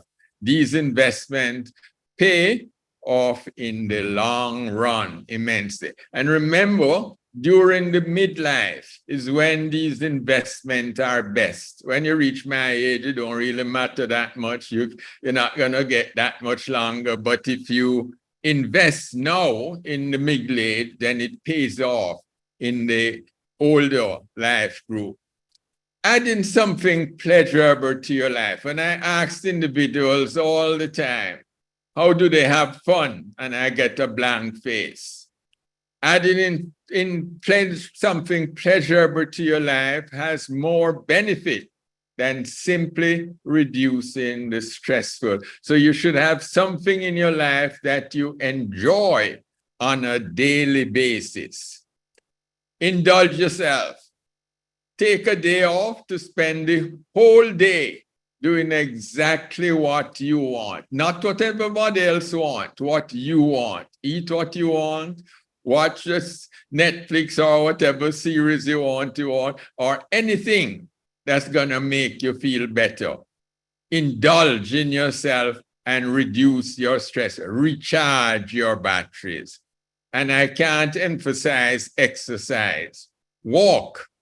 Walking helps clears your mind and it offers a different perspective. So whenever you're feeling down, get out of the house or the office and go for a good walk. Move your body every single day. You are made to move. Daily activities is essential to your health. So each day, and I'm hoping everyone listening does this. Walk for 30 minutes, raise your heart rate for 30 minutes, and do some stress exercise. Keep it simple, and you know it helps. Meditation, some of us just keep thinking. You have to find ways of calming your mind, slowing down your mind. Meditation is a good way, and it lowers your heart rate, your blood pressure, and reduces the stressors that's in your body. Very important. Deep breathing exercises, and you should do the 10-10-10, where you, every couple of hours, if you take in some deep breaths, you can reduce your stress level, your allostatic loads. And most important, you should discuss feelings. There's no problem you should have that you shouldn't talk to somebody about. Get it off your chest. And I'm not talking about discussing feelings to solve the problem. I'm talking about discussing feelings to get it off your chest. The research shows that those people who are always talking, those people who are always relieving themselves of their problems, live longer than individuals who keep it on their chest. When you talk about your feelings, what happens, the circuits in your brain that's attached, the emotions attached to those circuits, you relieve the emotional attachment, therefore you can move on. So the more you discuss your feelings, the more you will relieve your stress and decrease your allostatic load. And it said direct communication might not be even. I talked to some people and they said they can't find anybody to talk to about it. But and then you can write it in a journal, and that also will help to relieve some stress. Coming back again to strengthen and establish your support network. And in today's paper, people who experience social isolation have a 32% higher risk of dying early from any cause. So it's important that you develop a social network and have people around you. And be silent. Sometimes silent works if your words gonna destroy a friendship. Remember, some things have to end. Very important for better things to come. Because if you hold on to the past and hold on to some things, then you're gonna create more damage than offer. Daily reminder, overthinking, write. Anxious, move. Tired, read. Confused, walk. Sad, exercise. And remember, men have problems too. Cry, they become anxious, especially the older age group might think that men, I know most of you don't, but men do have all the problems, get depressed, etc., and they come to therapy. And reframing your thoughts, satisfy your soul, not society. Offline, you need to become disconnected at some time. You can't always be connected. Offline is the new peace of mind. Again, lastly, remember, you wouldn't let your phone run down and not be charged. Don't let that happen to you. Take care of yourself. And lastly, grant me the strength to accept the things I cannot change, the strength to live in the present. Enjoy one moment at a time. Take the world as it is, not as you want it to be. And these are some of my references. Thank you. God bless. Excellent, excellent presentations. I've got to a fair amount on mental health, but it's one of the few that give us a practical thing for us, the regular people, to try to help themselves. So excellent. Do we have any questions? I believe there was one in the Q&A. I don't know if Sam wants to read it out for us. Sam? Sure. Can you hear me? Loud and clear. Perfect. It is, what is the difference, Doc, between mental health problems and mental health disorders? Well, a mental health problem. When you lose a boyfriend or a girlfriend, when you lose a loved one and you can't sleep the night before, or you are going to have an interview or an exam and you're anxious, that's a mental health problem. You don't have a mental disorder, but your health at that time, your mental health is not as good as at other times when everything is going good. When you meet in a motor vehicle accident, you're gonna have a mental health problem. Mental health problem, mental disorders now, when you start 2 weeks or more, you are not sleeping, you are moving, you are depressed most of the time, the persistent of the problem. One thing I always say, when you have a mental health problem and somebody come and say that they're giving you a Mercedes Benz or you win the lotto, you're gonna smile and be happy regardless of the immediate problem. When you have a mental disorder, you start thinking about the accident that the Benz gonna get into or all the people that gonna come and rob you when you win the lotto. So the way you look at it is gonna be different, and the persistence of the problem. Hope that answers the question. So then, Doc, are these persons very hyper anxious? Well, it's not only anxious, not only hyper anxious. Well, that's part of it. Anxiety, this fight or flight mechanism comes in whenever you are under stress. So that whatever the stress is, you become anxious and you deal with it and you move on. If you are having a mental disorder, then you're running into a physical problem, a physical brain problem that you're gonna need more, you're gonna need time for the brain, the cut in the brain, the damage to the brain to heal. That's why the antidepressant takes 2 weeks or more to start acting, because you need that time for the brain-derived neurotropic factor to heal the hippocampus so that it can reproduce again and get you back to where you ought to be. Thank you so much. I have a question here. Are there sports that are better for mental health or relieving stress? Well, I always say, the best activity is one that you're not going to hurt yourself, and walking, right? Any of this, so long you don't hurt yourself and you get your heart rate up, and I strongly recommend working up a sweat. If you just, like a lot of time when I tell patients that they need to exercise, they tell me that they are up and down all the time. That is not what we're talking about. Talking about persistent activity, getting your heart rate up for 30 minutes or more, and I add working up a sweat. The treatment for depression is threefold. 1, the antidepressant. 2, the cognitive behavioral therapy to reduce the stress level and reframe how you think, and exercise. Because if you exercise, you are going to secrete some of the serotonin. It increases your serotonin level in the brain and wards off depression and help to treat depression. Thank you so much, Dr. Lisa. I think you had a question. No, it's fine. It's answered.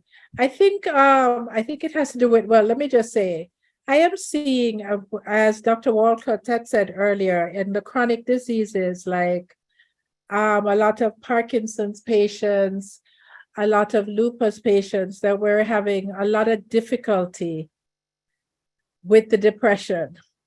Okay. And part of it is that when you try to refer them to a psychiatrist, they're all refusing, and you're using your SSRIs and you're thinking about switching over because they're on high dosages. And I was trying to figure out, where do you go next if they're refusing to see a psychiatrist? Okay.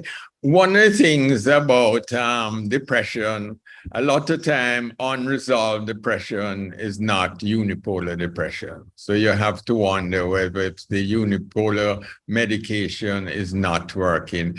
Bipolar depression is a very common disorder and it's often mixed. And the treatment is different, right? So that is one of the common possibility.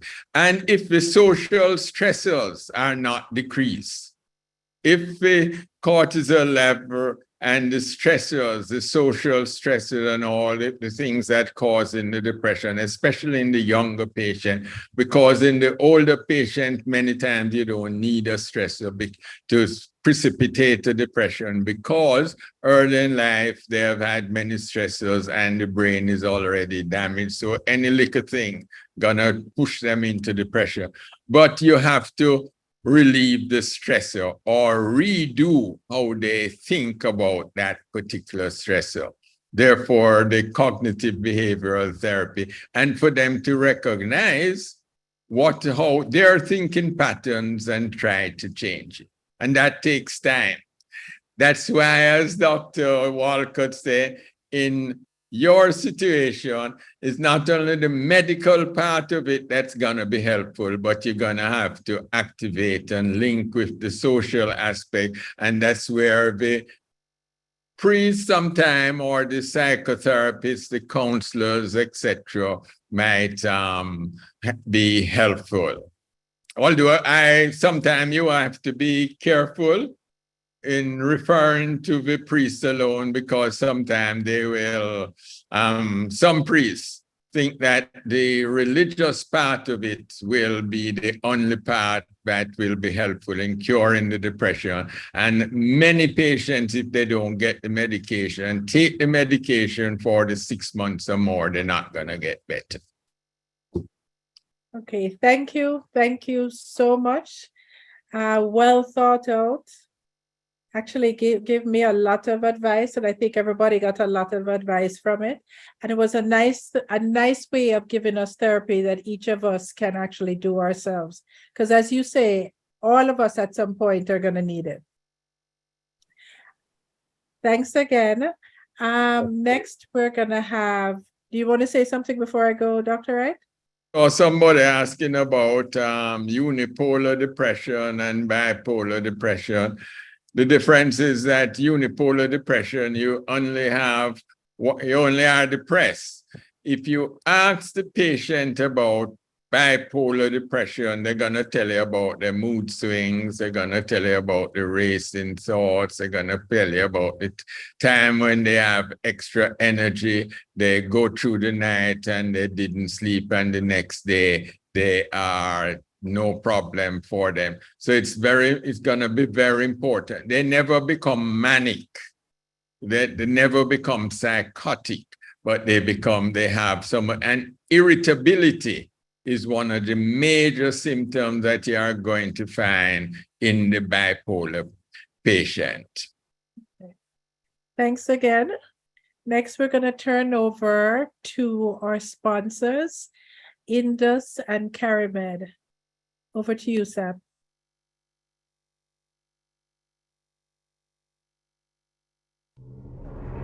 Welcome to the world of Indus.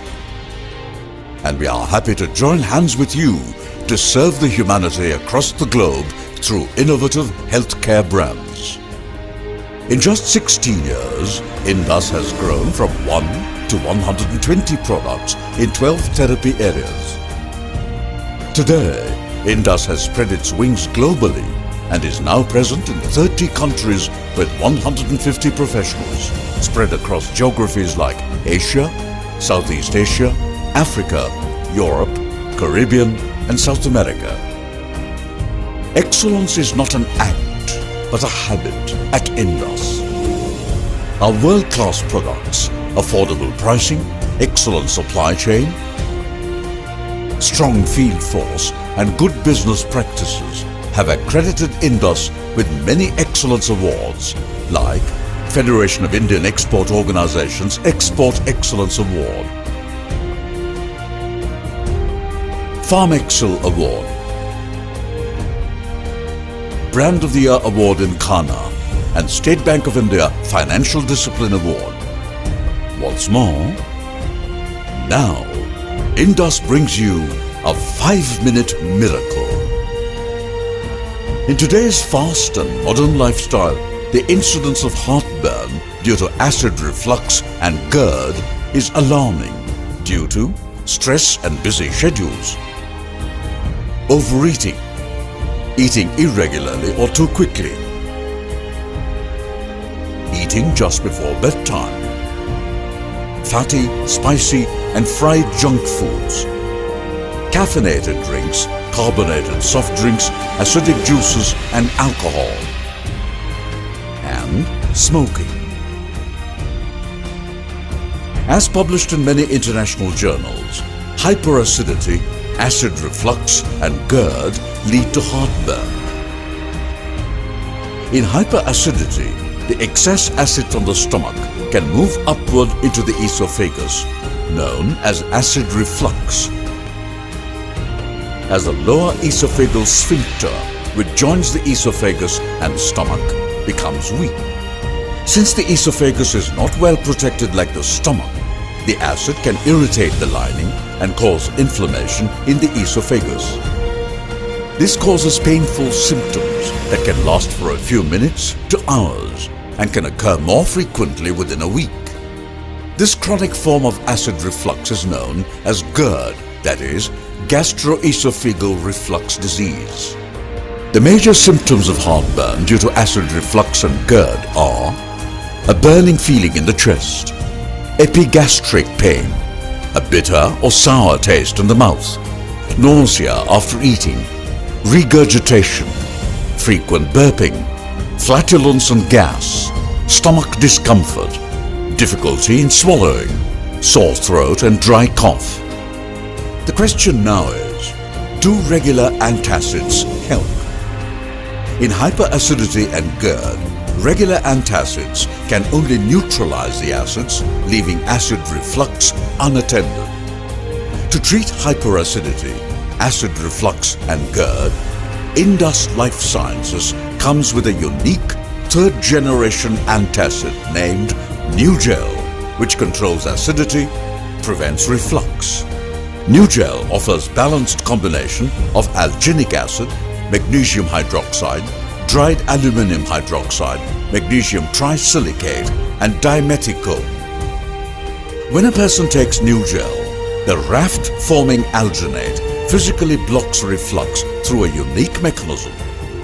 When alginic acid comes in contact with the gastric acid, the raft-forming alginate, which includes natural algae, begins to form a light but strong foam barrier known as raft.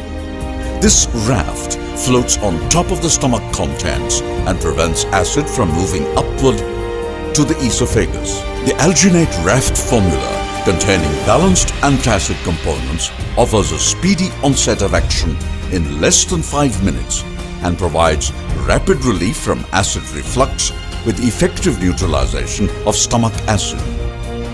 NewGel has long-lasting effects up to 4 hours, since the raft can be retained in the stomach for several hours. Dimethicone in NewGel is an anti-foaming agent. It reduces the surface tension of gas bubbles, causing them to combine into larger bubbles in the stomach, which can then be passed more easily by means of belching. Dimethicone thus relieves flatulence. NewGel is recommended in hyperacidity, GERD, gastroesophageal reflux disease, gastritis, flatulence, and as an adjuvant to NSAIDs. NewGel is available as NewGel 200 ml suspension and NewGel tablets with delicious mint flavor. NewGel is safe in pregnancy. NewGel is sugar-free, hence safe for diabetics. For patients with symptomatic pain due to gastric and duodenal ulcer, Indus also presents NewGel O, the alginate raft-forming antacid with mucosal anesthetic agent oxytocin. Oxytocin is a potent, safe, local anesthetic agent that provides prolonged anesthesia of mucous membranes, thereby offering prompt and prolonged relief of pain. Nugel O is available in 200 ml suspension with mint flavor. Nugel and Nugel O. Raft formation reduces intensity and frequency of reflux attacks. Works in less than 5 minutes. Offers long-lasting effect up to 4 hours. Sugar-free, hence safe for diabetics. Delicious mint flavor improves patient compliance. We thank the entire medical fraternity for supporting Indus in our journey towards better healthcare.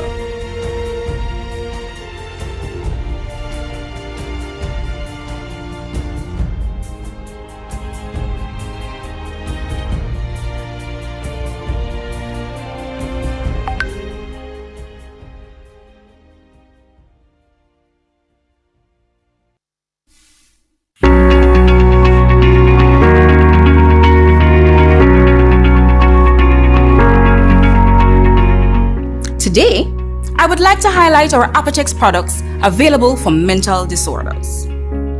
Mental disorders are generally characterized by a combination of abnormal thoughts, perceptions, emotions, behaviors, and relationships with others.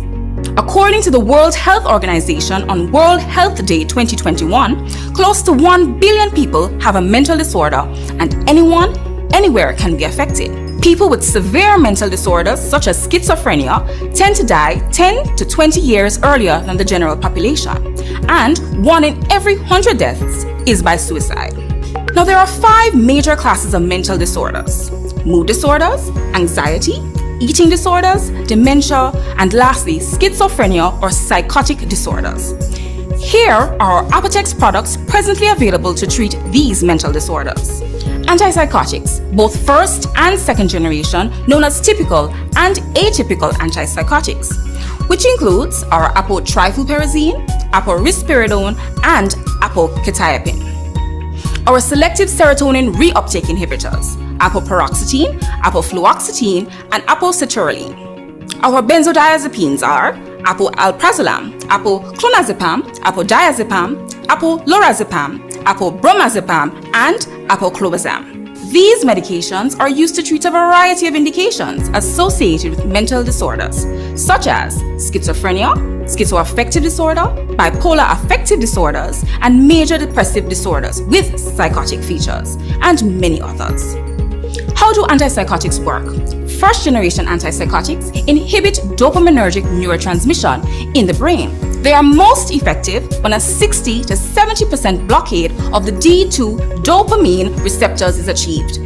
They also possess some noradrenergic, cholinergic, and histaminergic blocking action.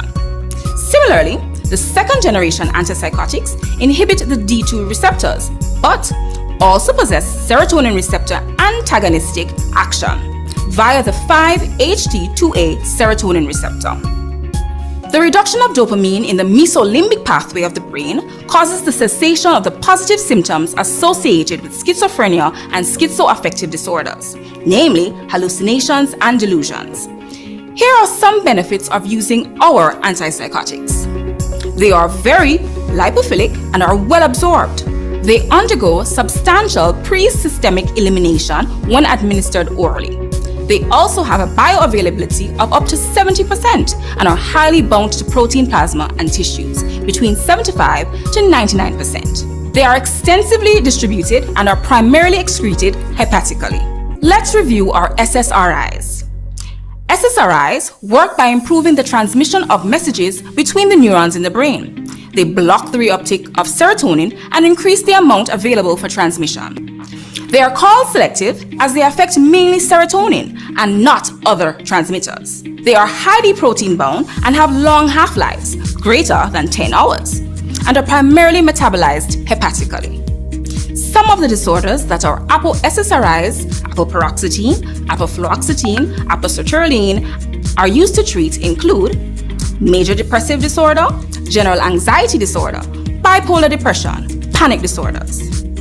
We are now going to look at our apobenzodiazepines: apoalprazolam, apoclonazepam, apodiazepam, apolorazepam, apoclobazam, and apobromazepam. These receive their name from their structure, a benzene ring bonded to a diazepine ring. Benzodiazepines are indicated for the treatment of anxiety, agitation, and insomnia. They are also indicated for use in spastic disorders, seizure disorders, and to induce amnesia. They worked by enhancing the effects of the neurotransmitter GABA. They induce hyperpolarization by opening chloride receptor channels, thereby increasing the intracellular concentration of chloride. This presents as a relief of anxiety and overall improvement in mood. The benzodiazepines are lipid soluble and have a high volume of distribution in the body. As a result, higher concentrations of the drug can be found in the tissues rather than in the blood. They are primarily metabolized by the liver and excreted in the urine. They have a rapid onset of action and long half-lives. Benzodiazepines should be used with caution in the elderly, smokers, and individuals with liver impairment due to disease or damage. Use of various treatment options is guided by the phase of illness in which the patient presents to the clinician and past treatment history.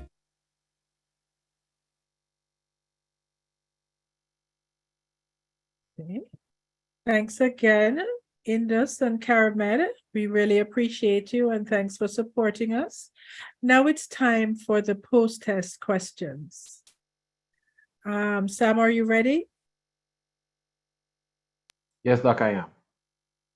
So the post-test, is the post-test to be done live before we go into Dr. Brown's presentation? Yes? Yes, we usually, and then he does the closing remarks. All right, no problem. That's wonderful. Okay. All right, everybody, thank you again. Thanks so much for joining. I'll be posting the link now. Please let me know if it works for you. One option that you do have is to copy it out of the chat that's there and then paste it into your browser, right? You'll notice that a few of the questions have been edited a little bit, but based on the wonderful presentations and your participation, I'm sure you'll be getting 100%. All right, so go ahead, follow the link in the chat to do your post-test. I know that the post-test has started, the pre-test clearly is closed. And I want to thank everyone. So we had about 98 persons, 97 persons doing the pre-test. Thank you very much. And now the post-test. All right. How much time are we giving them to do this, Sam? So we'll give them about 10 minutes to do the post-test. I believe that's the time that was on the agenda. Let me double check. All right. So we'll give everybody about 5 minutes to do the post-test, and in the meantime, we'll play a bit of video about the JMHS, a wonderful organization who put on the event that you attended today, and we just want to thank you guys for attending. And So please join. Yes, please pay your money and join. It's a wonderful, wonderful group to join. So please become a member today.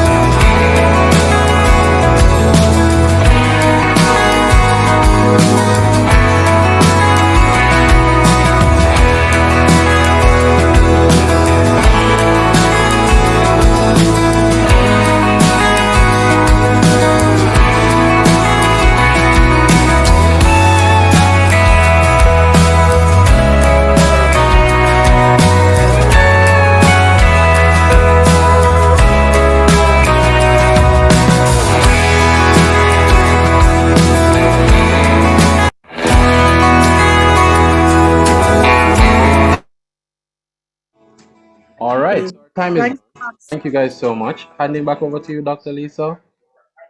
Okay. Thanks a lot. And I'm going to turn over now to Dr. William Brown, our president, who is going to finish up on everything. I do want to say there were a couple of questions, I think, when I just lost it. In the chat, to remind people, a lot of people are requesting the video to be sent to them by email. It will be on the YouTube, on the channel for JMHS on YouTube. So you can actually come back and watch it again or have others watch it. Over to you, Dr. Brown. Thank you very much. Quite a long afternoon with a lot of information. I really enjoyed, actually, even though I'm a medical practitioner for 30 years and over. Thank you, Dr. Walcott. You highlighted the history of pandemics and said the mental health repercussions are not the first. So this has happened before. And if we have another pandemic, we would have the same mental health repercussions.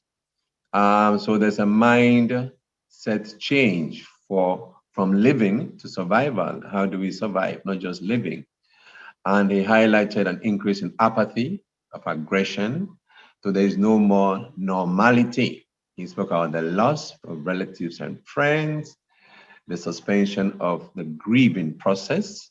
He mentioned homes become prisons, social isolation at school, violence increases, additional roles being taken at home and at work.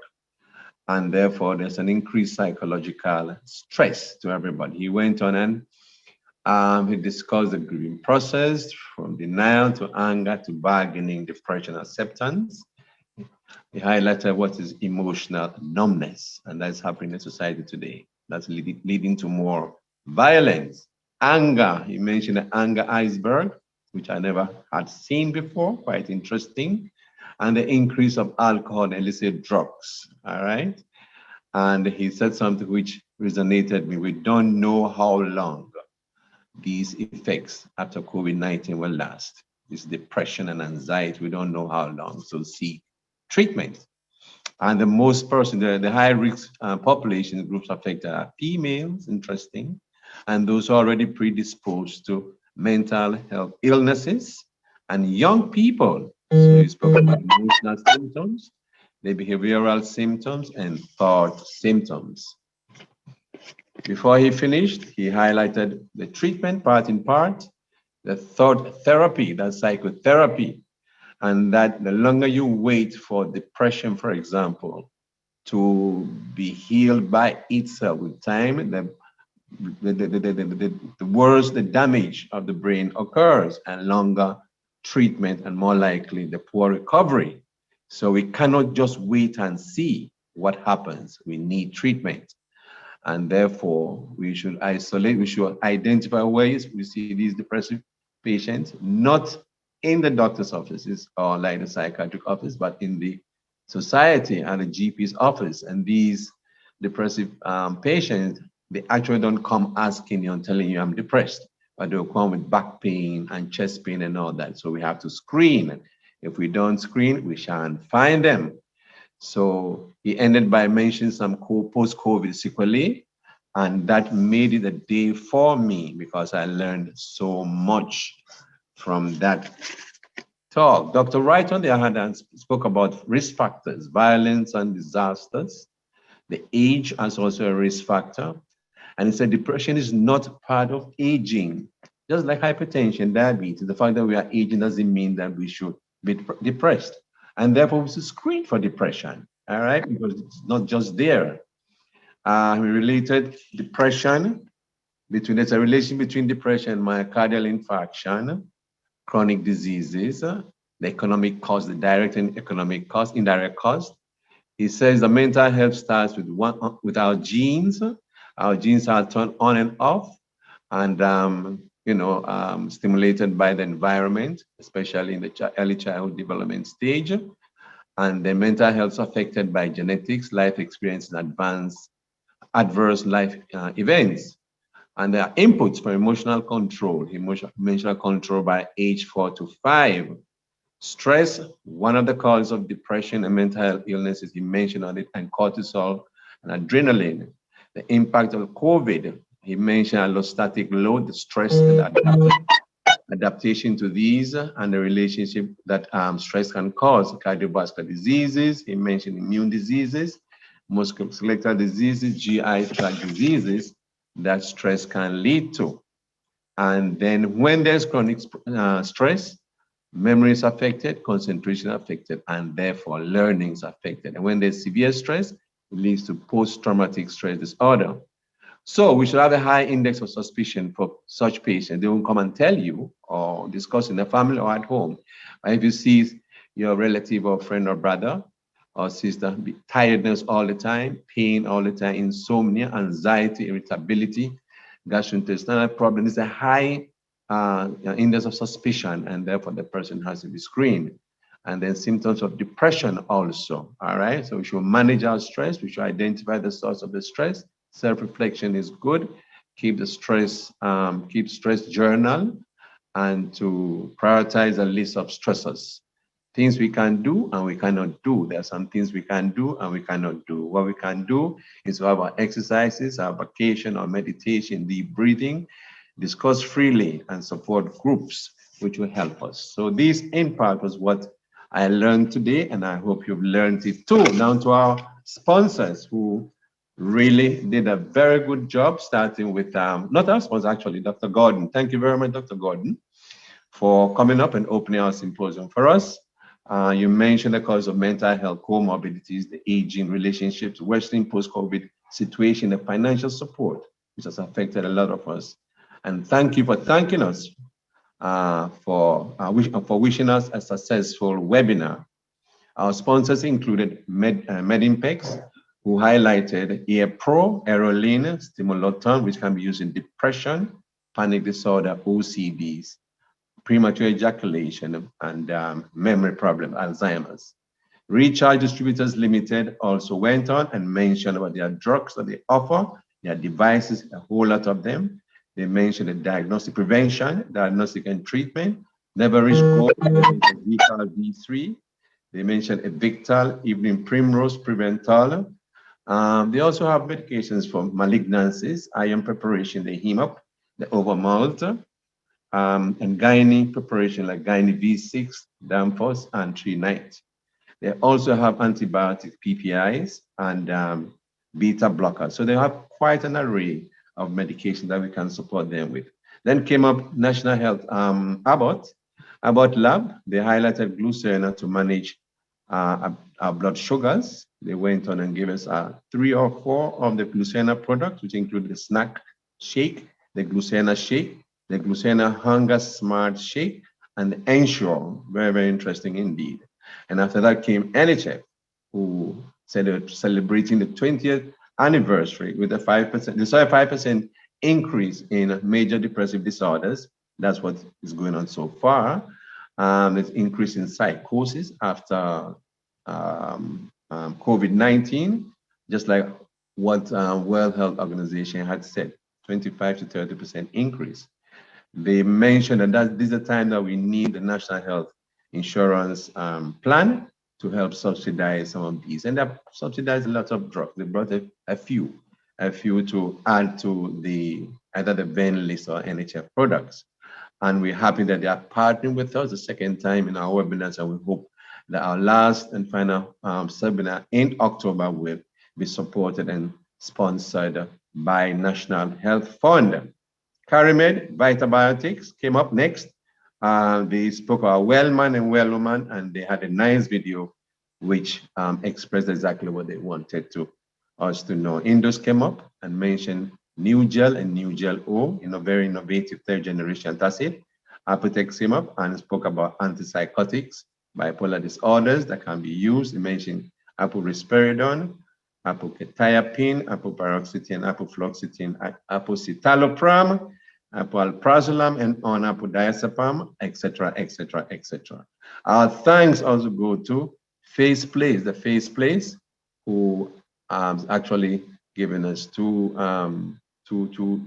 gifts for the speakers, and Jamaica Observer, who had a print ad on Thursday's Observer. We thank you all for coming. We thank you all for making the time and to share with us and to make our questions answered. We thank for the team, the MAG and the JMHS team that I lead, hardworking group, and to Sam, the administrator of the web, who has done very well, has been working with us for the past 2 or so years. Thank you all for coming, and may God bless you. And we look forward to seeing you in October. We are having a drive, membership drive, and we hope we can get more persons joining us and making our work feel lighter and more effective. God bless and have a good evening. Bye. Bye, everyone. Bye.